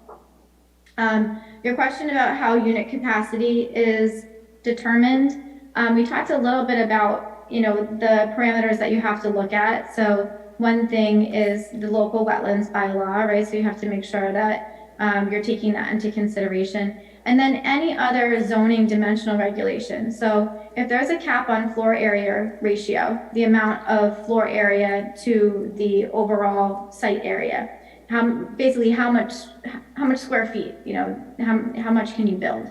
Or if there's a cap on height, or if there's a cap on setbacks that are so great that you cannot actually yield the number of units, then, you know, that's what you have to basically show. If there are structures on the property that you're rezoning, again, this is looking at zoning 20, 30 years from now. You know, it may be difficult to demonstrate if you have a district that has such a small, you know, if you have a small lot area requirement or a large, like, there's a lot of things to take into consideration, and that's, you know, that's really why we're hoping to get some assistance, frankly, with doing this analysis, because it's going to be, there's a lot to look at, but all of those things have to be taken into consideration. Thank you. Just one last question. The memo requesting assistance, are we being asked to review that tonight? Maybe that's a question for John. We'd be looking for support from the board to submit that. Yeah, I mean, Okay, it's something so part of that memo mentioned the creation of an advisory committee. And I didn't know whether you had a recommendation about whether that would be a select board advisory committee, one that we create and staff and, post meetings and, use the open meeting law, or whether it would be a staff advisory committee that was, helping staff to do their job, didn't have a quorum of any existing committee and was able to proceed on the one hand, both more quickly, but on the other hand, more with less public openness. I would defer to the town manager on that one. I don't know if you had a. Yeah, I think if we're successful, I think there's going to be an effort to understand what we need to do based on the board's direction. If you want us to move forward to work on understanding what compliance looks like, and we're successful with getting a grant, there'll be a group of people internally working on that.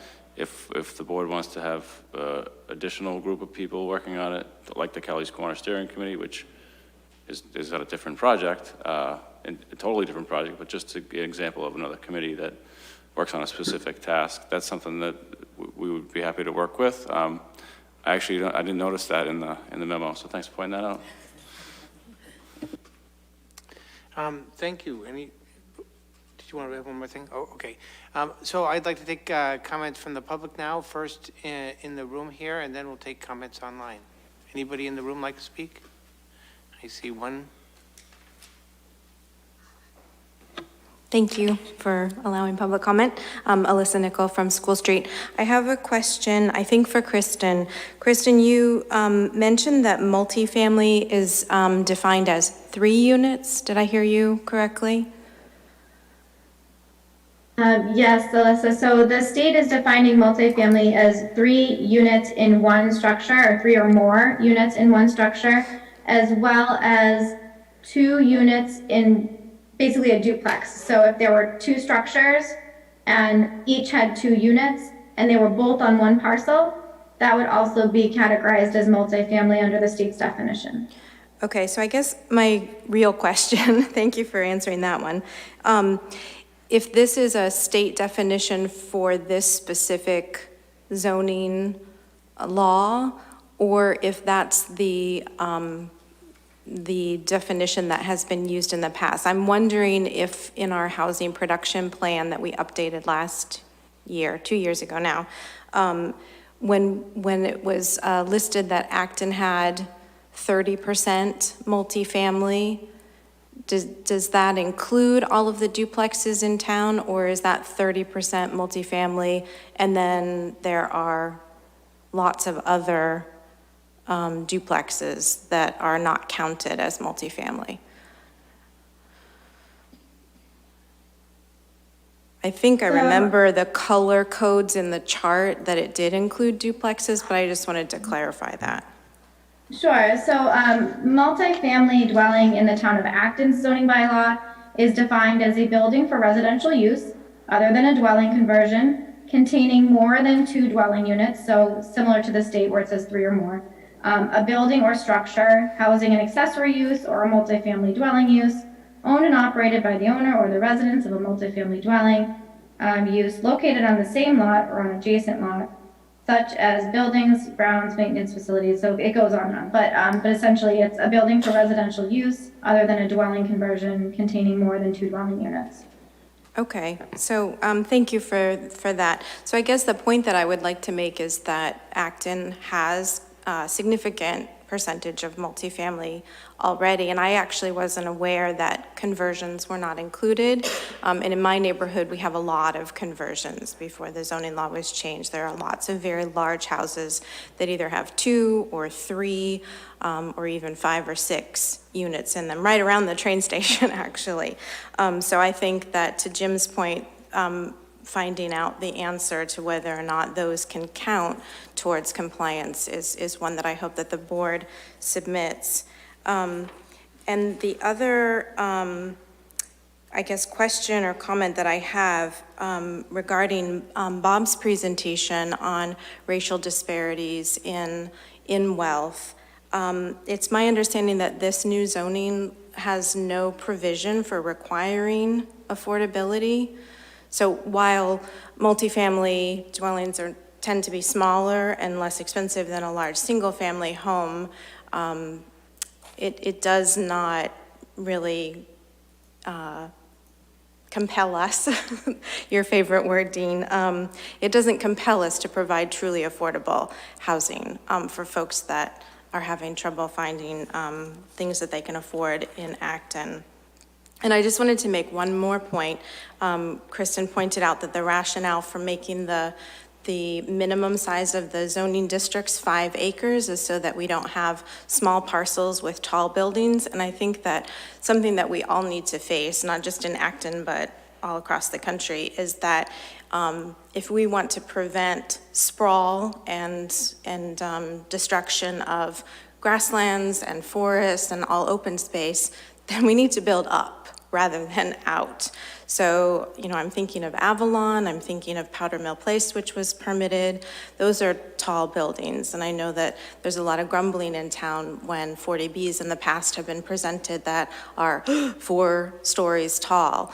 And if you drive around any community where there are 3- and 4-story buildings, like triple deckers, and then 4-story buildings next to them that are multifamily, there's really not that much difference visually, unless they're, high up on a ridge. Thanks. Thank you. Justin, could you call on the people online, please? And I'm going to allow everybody to speak for 3 minutes, because there's quite a few people who would like to speak. Okay, we have Adam Nolde. Hi, can you hear me? Yes. Great, Adam Nolde, South Acton. I just want to say on its face, these requirements sound shocking, and the implications that they seem like they could have for a specific neighborhood or community sound shocking. But it sounds like within the rules, there's quite a lot of latitude with regard to where these parcels or zoning parcels can be placed. And I assume that also has a lot to do with the other public transport that the town already provides that go to and from the parking lot to the train station and to and from other commuter lots to the train station. I just wanted to clarify, if you could, Kristen, your comments, something about 30 and 40 years down the road planning. Can you just recap, I know I understood what all of our deadlines are regarding when we need to comply, but what is the deadline for actually, allowing people to build these things? Could this all turn over tomorrow if the zoning was changed tomorrow? So once zoning is enacted, it's live, right? So it's up to the private market to make that decision. Okay. We can't predict when that would happen. Okay, great. And it sounds like a committee will be formed, so I will go ahead and throw my name in the hat. I would absolutely volunteer to be on a committee to study this. This sounds very interesting. Thank you. All right, next up we have Michaela Moran. Hello, Michaela here. I have several questions for you, Kristen. Of the 500 acres surrounding the MBTA station, within the half mile of the station, how much is wetlands and riverways? I also want to know how much is under CR and how much is the historic district? Sure. So those are all really good questions, Michaela. We haven't gotten into that in-depth analysis yet. That's really something that we're hoping to gain through the technical assistance. Just preliminarily, I threw on some layers with GIS just to take a look, but I didn't do any calculations, and that's really something we would need to work on, with additional assistance. So we don't have those answers for you tonight. Also, the next question I had is market rate versus affordable or very affordable. There's nothing in this 3A law that says it can't be market rate, correct? Whatever they put up. There's no affordability requirement that's stated in here. There are some communities that I have spoken to that are interested in asking about an inclusionary zoning aspect of the bylaw. There hasn't been any more detail on that, or at this point. But inclusionary zoning is where you require a certain percentage to be affordable. There's some thought on whether or not that's legal, but that's can be up for discussion. But there's no requirement right now for affordable. Okay, is there any minimum or maximum size to these units? No. Meaning so a 1 minute. a one bedroom unit could be, anywhere from 400 square feet to, what on up. But a 2-bedroom could be 800 square feet or 500 square feet, depending on how you cut everything up.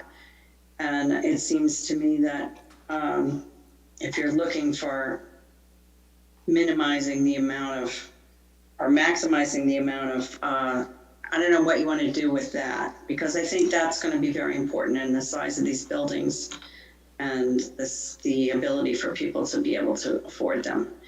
Market rate units now can be quite expensive. So I'm not sure where we're going to go with affordability in that. So for your question about the size of the unit, getting back to that familiar status protected class, there is a requirement. You can't limit the size of units and you cannot limit the number of bedrooms, but there's no, maximum number. Maximum size in the requirements right now. You just can't set a limit. So that your time's up, Michaela. Thank you. Next up is Barry Rosen. Good evening. I guess this is directed to you again, Kristen, as I guess most of the questions are tonight. Michaela kind of answered one of my questions. I'll ask a short version of that. Is there a minimum number of bedrooms required? No, you just can't place a cap. Okay. My other question is, and that's possible. This is probably possibly due to my lack of complete understanding of by right. But in this proposed 40A, does by right override rules like a 40B does? For example, would it override the town's Chapter U with illicit discharge, or Chapter X for impervious surface or grading? Does it do anything? Does it do anything like that? No, it does not. By right means that the zoning bylaw allows that use as of right, but they still have to comply with all applicable laws of the town and all regulations set forth in the zoning bylaw. So for example, single-family homes are allowed by right in most of the zoning districts. All of the single-family residential zoning districts, they're allowed by right. So if the lot area, lot frontage complies, if the house is sited on the lot in compliance with the setback requirements for the front lot setback, side lot setback, if it is in compliance with the height limitation and other regulations, again, of the bylaw and other bylaws, so wetlands, land disturbance permits, everything else. It just means that you don't need to file a special permit and have a public hearing process with a board and have a discretionary process. The zoning bylaw lays out the terms of what you can do, and you have to comply with those terms, but you know that you would get approval if you comply. Thank you very much. 45 seconds left, Gary.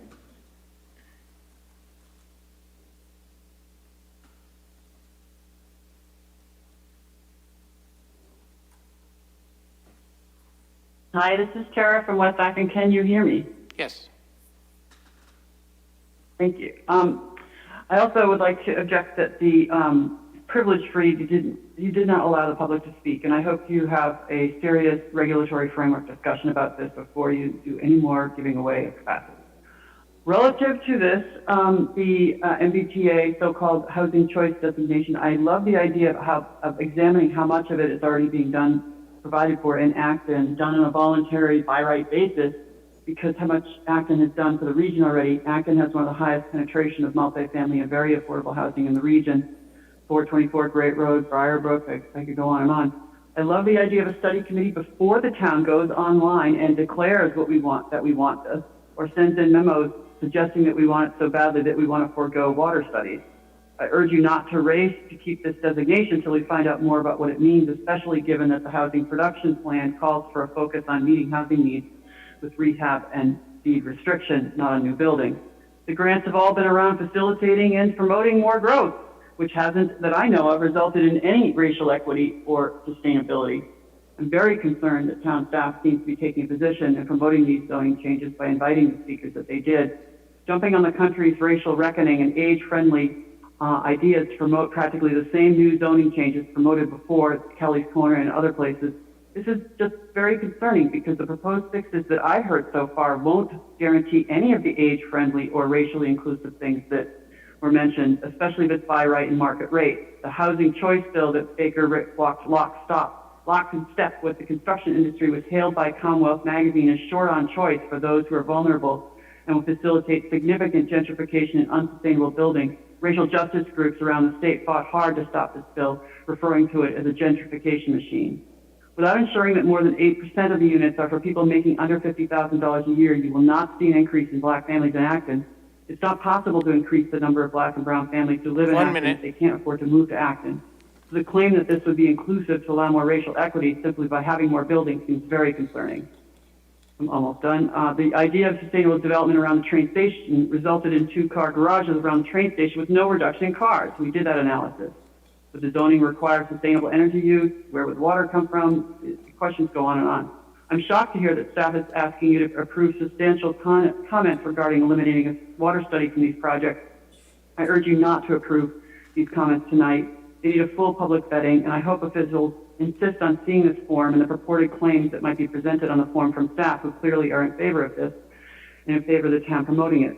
And my last point is that if you really want this so-called housing choice status, I urge you to task staff with coming up with a better justification to get this housing choice status by using existing zoning that Acton has before submitting comments or filling in the online claims. I feel more work should be done to get public comments and assess the impacts, especially on those most vulnerable, especially when considering more high-density building, where there's already high-density building, where green space is disappearing at an alarming rate. Black Lives Matter. Tara, time's up. Black Lives Matter. Tara, time's up. Thank you. We have a user DH5432. Please identify yourself when you start.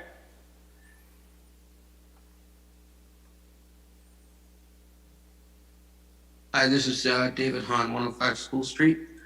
Can you hear me? Hi, yes. Hi, okay, thanks. Kristen, could you go back to the slide that where people posed questions, I think to the state people? Sure, and I think these were actually questions that it was not just members of the public, but they were also a combination of questions that I had as well as some of my coworkers, just for clarification.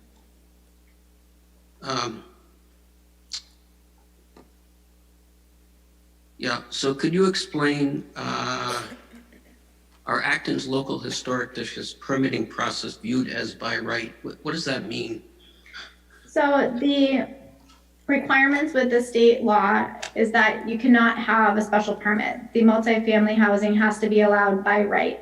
And so it's my understanding from our town council in a memo, I think that maybe David, you had received a couple of years ago on the HDC, that the HDC cannot place further restrictions than the zoning bylaw already allows, unless it has to do with, shape and form and how it's being laid out on the lot. But in terms of like the way it looks, if you're looking at trying to reduce the use type or from multifamily to single family, the HDC does not have authority to basically say you cannot have multifamily here, you can only have single family. And so in that sense, if they comply with the design, they can still move forward with the process as by right. But I think it would be helpful to have clarification that, the state is viewing historic districts by right.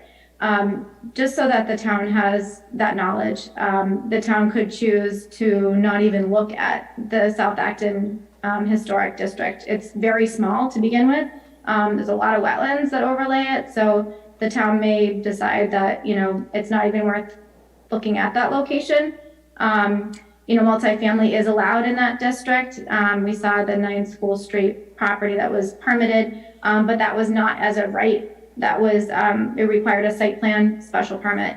In Acton, there are 0 locations in the town of Acton that allows for multifamily by right. So the multifamily that exists along Great Road was actually permitted at a time that zoning did allow it. But then around that time frame, the 60s, 70s is when the town started requiring special permits. Okay, I think I understand. So Just a half a minute left. The HDC process still proceeds. It just doesn't. We never evaluate things on use anyway. We just look at what they're proposing. So yeah, so just to understand, just basically gaining more knowledge for the community to understand, you know, the fact that it's a historic district doesn't mean that it's not by right, or is it still by right? And it really has nothing to do with this law.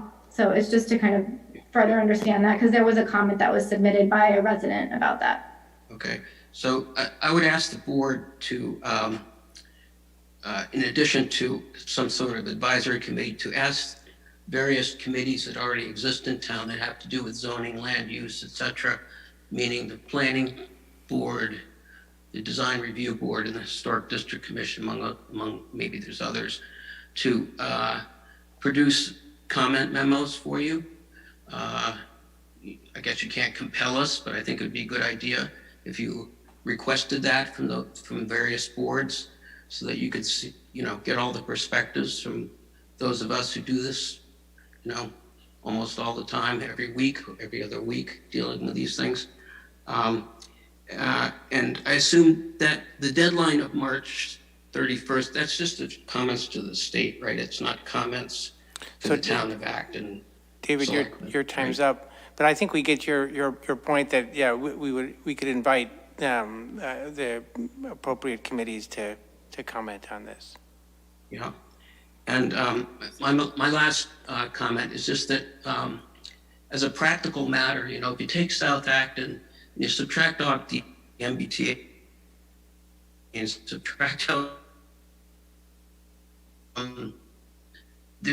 I don't know where you'd get 25 contiguous acres to do anything, or even 5 acres to do anything, without an open invitation for demolitions, which I think, you know, because if I put on my developer hat, I'm going to buy out a lot of little houses for cash. I'm going to combine those properties together. I'm going to put up 15 units an acre. David, I have to stop you there. You're for 500. run over your time. We understand the point. Thank you. Okay, I'd like, you know, it's actually starting to get a little late. I'd like to return to our discussions to, you know, understand how we'd like to proceed here. Dean. Well, I think obviously, you know, we're under considerable time constraint here. Looking at the value of the grants that we've received from various sources, I don't think we want to deny this whole process and exclude us from any of those grants in the future. So I think we need to comply in some fashion. So I would certainly be in favor of sending off that memo and applying for the technical assistance from MAPC that has been spoken about. I do think it's important, in the memo they talked about an advisory committee, and I think it should be beyond just town staff. I think that this is going to have such a tremendous impact on the town. If you think about that, 1,300 more units coming into the town, you look at the impact on our infrastructure, water, sewer, road network, student population, it's just going to have a huge impact on the town. So I think it's important that we have a pretty wide-ranging advisory committee that get involved in this. Certainly, including groups like the Finance Committee and the Economic Development Committee, to see how, admittedly, this is not going to happen tomorrow, but long-term, it's going to have a tremendous impact on the town. We really need to make sure that we get this thing right. So I think a wide-ranging committee of citizens, subject to the open meeting law and public forums, is certainly required. Other comments? Himija? So this is just a clarification question. So for the 31st, we plan to send in this memo that we got in our packet, and then the open commenting period, is that separate from it, or? No, sorry, thank you for the question. So the technical assistance grant is a rolling application. We just want to send it as soon as possible. The comment deadline for the state is our opportunity to ask clarifying questions about things like the historic district and things like that we want to, and the transportation, that we want to really put them on record as giving us a response so that we can help with our process. Those are due by the 31st. I don't think it's the end of the conversation with the state, but I think that's the deadline that they set. So we put out 5 or 6 things that we think we should ask, and we'd like to know if there's any more that you want to add to the list, or if you want to take any of those away. And that's something we do in the next week, I guess, or next week. Yeah, thank you. On my end, the memo looks good to send in. And then I think that with the public commenting period, if we can, like you said, allow boards and committees to pitch in if they want to before we submit those, that would be great. But everything on my end looks good. Yeah, so in the early stages here, to remain in compliance, we just have to proceed with the process, right? So it's not, we don't have to make a decision of any kind yet. Jim, you wanted to say something? Yeah, the only content I'd want to add to the comment letter would be about inclusionary zoning. It seems a dangerous bait and switch to me that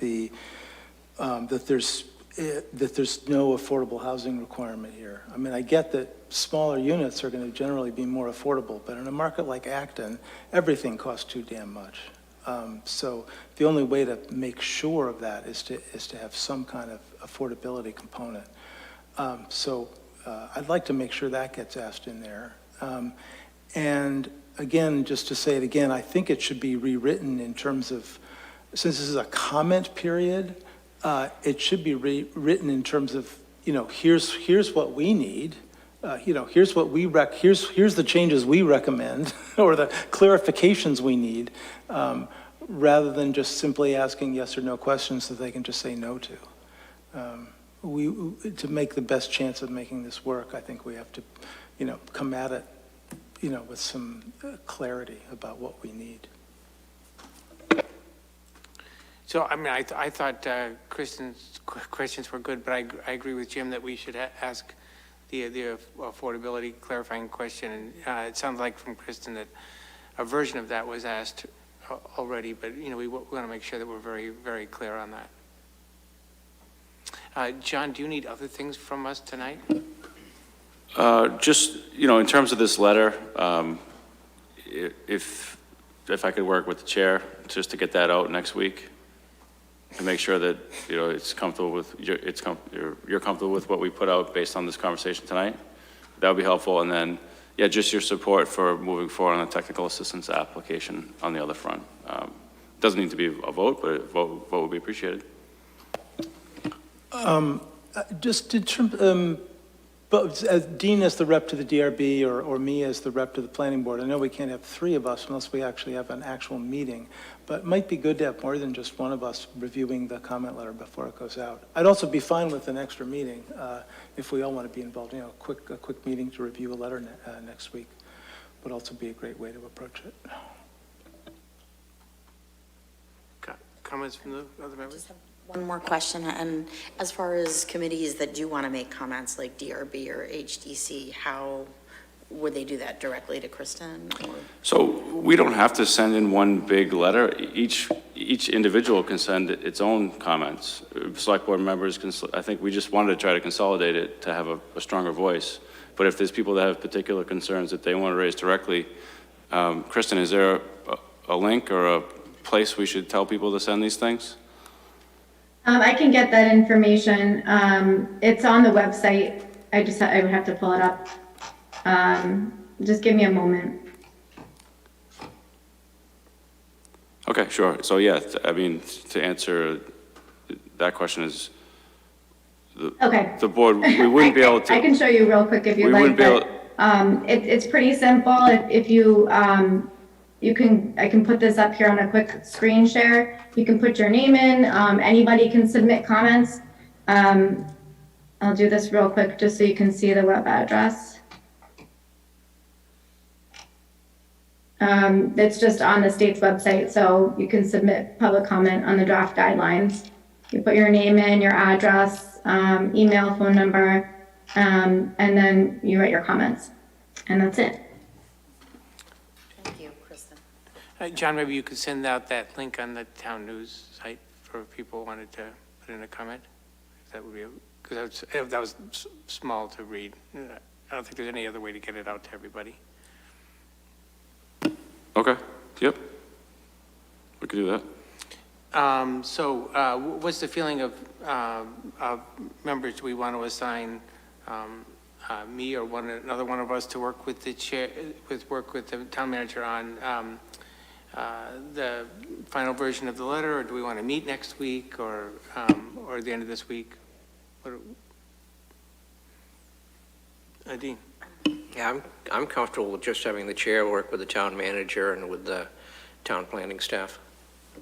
I don't think we need another meeting to wordsmith a letter. If it's okay with you, Jim, then I would suggest that members send the town manager their concerns or what they would like to see in the letter. And then I can review a draft from John. Does that make sense to you, John? And is that okay with you, Jim? Yeah, I mean, because the same process applies to anyone in the public as well. I mean, they can send in comments and, get those reviewed and potentially incorporated. So I think that's fair. Thanks. To Jim's point, either John or Kristen do, for some of these things that may be, not exactly in the law and maybe a judgment call on the part of the state regulators, does the town have any influence with them, as Jim was saying, that we'd like to see this count or that not count or whatever? Or are we just kind of on the receiving end? Yeah, I think many of us, and Kristen and the planning team, have probably attended a dozen webinars and workshops since this started a year or so ago. So I think, but we still don't fully, until we spend more time really digging into particular situations, I don't know if we'll be able to have a strong case to say, this absolutely has to be this way because of what we figured out. I mean, we can say we have a very successful transit program locally, which provides immediate access to the T station. Why can't we use the parking lots over here as part of our, we can say that, and those, some things like that we can say, but I think we'll need some more time and analysis to really have strong arguments if there's things that we want to push for. But we'll do our best and say it as strongly as we can. Okay. Anything else on this topic? Okay, we'll move on.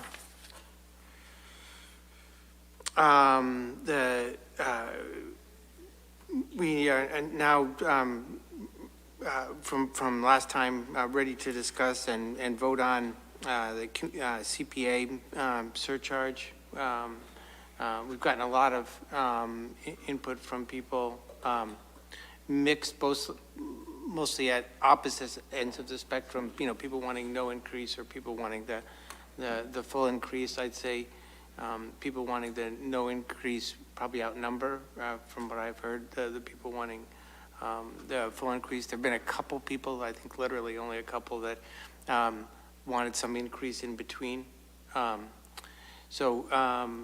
Suggestions on how we might want to proceed. How would everybody like to? Dean. Well, I think, and I went over this before, but I did raise this issue with the Community Preservation Committee, And I think their feelings probably mimic what a lot of folks feel. CPC did not take a firm position. I think they're probably evenly split between those that want to keep it the way it is and those that want to go for the 3%. But I think uniformly what I've heard from chairing that meeting was that they're really worried that this is not the right time to do it. I mean, there's never a good time to increase taxes, let's face it. But I think it's a very bad time to try to do it right now because there's such a short time to get between here and town meeting to educate the public. And the fear is that if we bring it forward to town meeting and it gets defeated, there's going to be a lot of reluctance to bring it back again at a later time. So I think the overwhelming feeling from CPC, as I read it during the meeting, was that, yeah, it's a good idea, we should talk about it, but really it's not the right time to do it right now. We don't have enough time with, less than 60 days before town meeting. So I think I mirror that. One of my other committees, Land Stewardship Committee, did take a vote, and they're all in favor of going for the full 3% increase. I think, the way I've read the emails that the select board has gotten, I think there's a lot of, it seems to me that there's more people opposed to increasing the tax than those that are in favor of it. Let's face it, most members of the public never get a chance to vote on what their taxes are going to be. This is the one opportunity they have, and I think we've been hearing them loud and clear. Thank you. Others? Jim? Yeah, I have the same sense that Dean has about the letters we've been getting and the timing. One thing that we brought up last time that I think is worth repeating is that there's the strongest level of support for additional spending and for continuing the spending we have is with the open space protection. And I think if we can't do that, if we can't increase that with an increased CPA percentage, I think we just need to be prepared to explain to people that, well, there might be some extra bonding. There might be some extra expense from other sources than the CPA in order to preserve open space. Because, it's valuable in a whole bunch of different ways. The other part of the CPA program that I worry about being underfunded is affordable housing. I mean, we talked about it in the context of this, of the zoning law that, the intense need we have is for more affordable housing. And the market is not doing a great job of that because everything is so damn expensive in Acton because it's such a great place to live. The market has bid that up. So if we want affordable housing, some of that is presumably going to need to be community housing, and this can be, paid for somehow by the public. And that's, a lot of what we've used the CPA for. In that case, we may also need to use other sources of funding as well. But other than those two places, I also don't think this is the right time to try to go, especially go to the ballot and pass an increase like this. Yeah. Thank you. Other? Hemorrhagia? Yeah, I side with everyone to keep my remarks short. I think that it's, I guess it's not the right time. Ultimately, what we would be doing is putting this on the ballot for the people of Acton to decide. And so that ideally is kind of the best way to kind of make that decision. But I agree that kind of based on what Dean said, if, even CPC is having, questions about whether this is the right time to do it, even for those who support the increase as to like whether there is going to be support for this, and if not, it would be hard to reintroduce that. I think that for me is kind of the deciding factor, at least on my end, for maybe this isn't the right time, maybe another year when you know, people feel a little bit more confident if they want to go forth with that vote or not.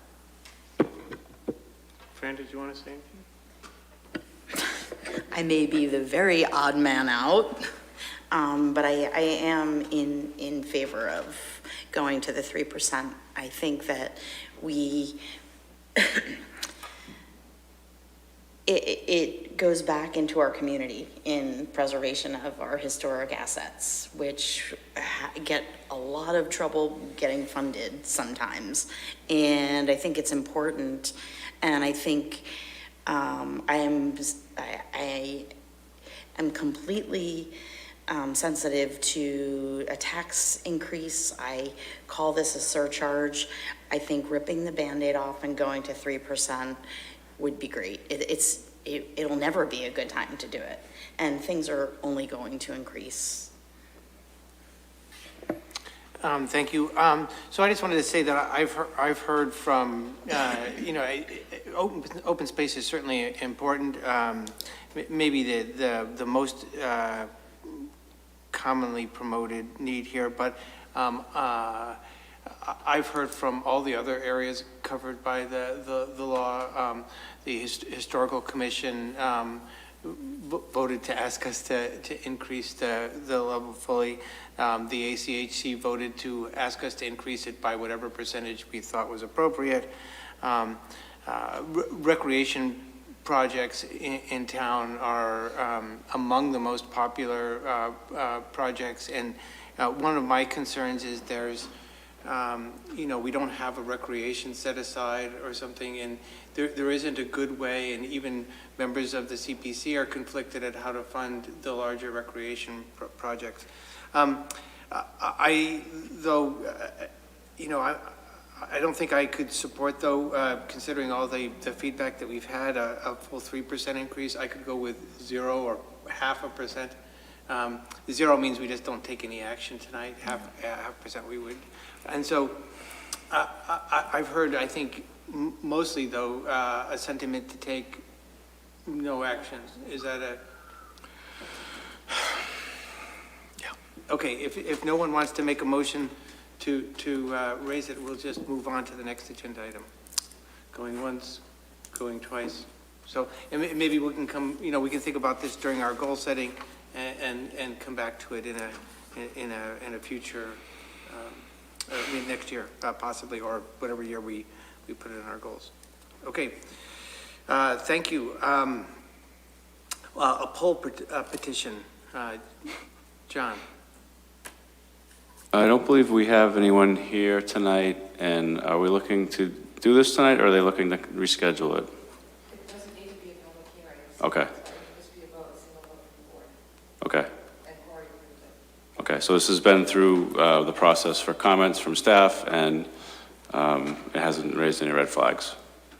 So, and looking through myself, it's just backing off a pole from an intersection. Mm-hmm.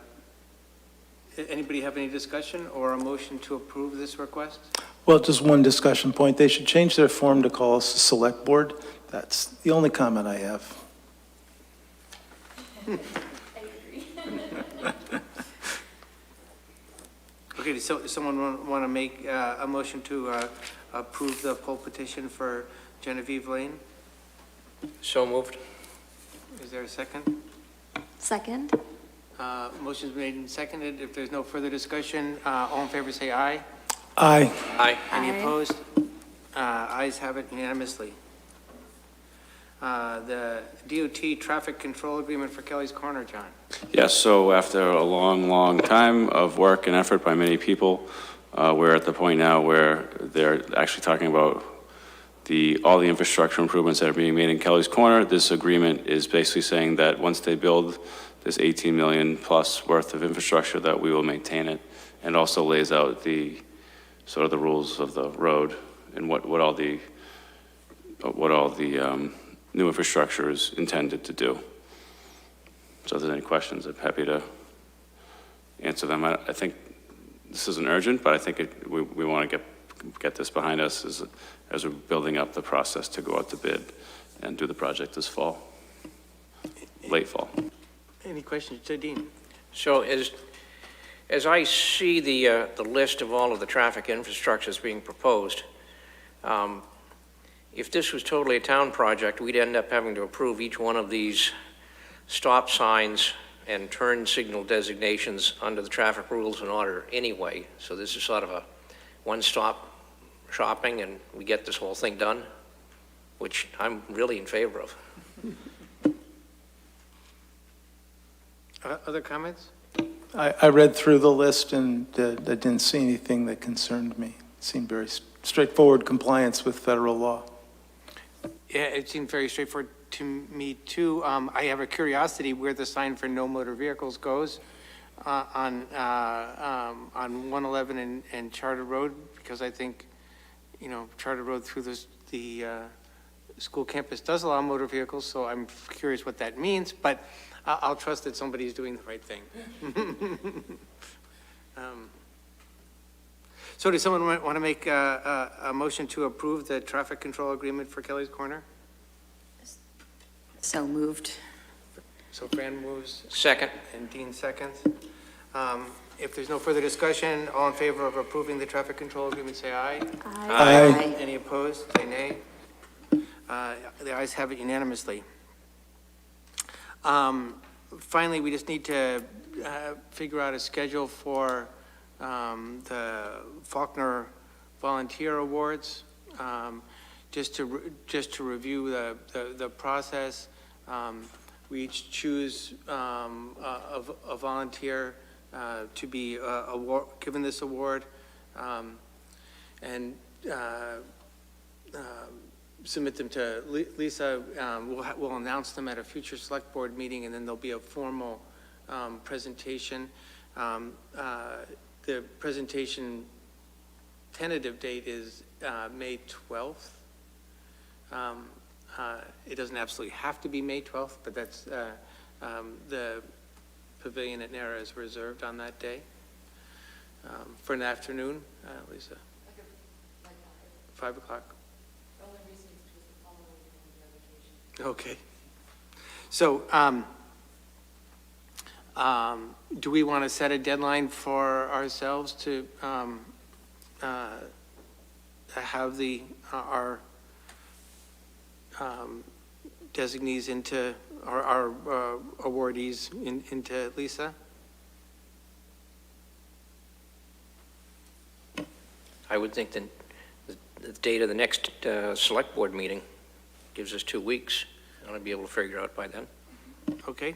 And then maybe we would announce it then, or maybe the meeting after. But so the next select board meeting is April 4th. You want to say before April 4th? And maybe by the Friday before, if we want to, April 1st. The good thing about April 1st is we can either do it or not do it, and just say it's April 1st. It's been a tradition or a habit, I'm not sure it's a rule, but I just wanted to say it out loud, is that we have often, I think maybe always, chosen to nominate people that are from the committees that we are the liaisons to, just to sort of, narrow you don't actually have to look at all of the volunteers. It's a smaller subset to look at, just to simplify the challenge. Yes. Is that the tradition? That's your tradition. I think if you wanted to step outside that for some reason, you probably should check with the liaison of the committee you wanted to do to make sure there wasn't any duplicates. And Lisa has included in our packet the recipients for the past half dozen or something years. I don't know exactly how many, so that we wouldn't duplicate there either. And then we would each make some remarks on for our awardee on May 12th. And just to set the record straight, I just want to say that the person whose name is spelled as Steve No One is actually Steve Noon. And, he's a fine guy and he's not no one. He's somebody. That's all I want to say. So actually, just a quick question. So we all select one person kind of based on the committees that we liaison to, and then we come back in 2 weeks and then we kind of Well, the first step is just to send it to Lisa, and then we'll just announce them here at either our April 4th or April 25th meeting, and then award on April 12th. Amazing, thank you. In my case last year, I actually told my awardee before we announced, but you can do whatever you think is appropriate. Okay, any other discussion on that? We'll move forward to consent items. I'll read them, and please say hold if you'd like to discuss one. Number 11, approved meeting minutes February 28th and March 7th, 2022. Item 12, one-day alcoholic beverage license, Maura Kelleher, Nara Park, June 25th, 2022. Item 13, one-day alcoholic beverage license, Linda Vieira, Village of Nagod Woods Clubhouse, March 22nd, 2022. I actually believe that one should be April 1st, 2022. One-day alcoholic beverage license, Household Goods, 530 Main Street, April 30th, 2022. Item 15, request for use of 468 Main Street for Garden Club annual plant sale, May 16th through 21st, 2022. Item 16, accept gift Recreation Department for $1,500 from Workers Credit Union to support the 2022 Summer Concert Series and special events. Item 17, accept gift Recreation Department for $3,000 from Roach Brothers Supermarket to support the 2022 Summer Concert Series and special events. Item 18, accept gift Recreation Department for $750 from Echo Hogue and O'Connor to support the 2022 Summer Concert Series and special events. Item 19, accept gift Recreation Department for $500 from Concord Tea Cakes to support the 2022 Summer Concert Series and special events. Item 20, accept gift Recreation Department for $1,500 from Seacrest and Bloom to support the 2022 Summer Concert Series and special events. Item 21, approve letter of intent to the Massachusetts Emergency Management Agency for Hazard Mitigation Plan grant consideration. And item 22, approve Arbor Day proclamation for April 29th, 2022. Okay. I would take a motion to approve items 11 through 21 inclusive, with changing item 13 to be April 1st, 2022, and with gratitude to all the people who support our Recreation Department Summer Concert Series and special events. So moved. I'll second. Okay. All in favor, say aye. Aye. Any opposed? So those consent items passed unanimously. Jim, item 22. I got really excited seeing the Arbor Day proclamation because I thought, geez, trees, I love trees. They're really helpful for fighting climate change. And then I realized that the language we have here is a slightly old version of the proclamation, apparently, that doesn't include climate change. So I went to the Arbor Day site, and there's a paragraph there that's all written. We could just substitute it. It says, trees can be a solution to combating climate change by reducing, and then it mentions a lot of things that are already in there, reducing the erosion of our precious topsoil by wind and water, cutting heating and cooling costs, moderating the temperature, cleaning the air, producing life-giving oxygen, and providing habitat for wildlife.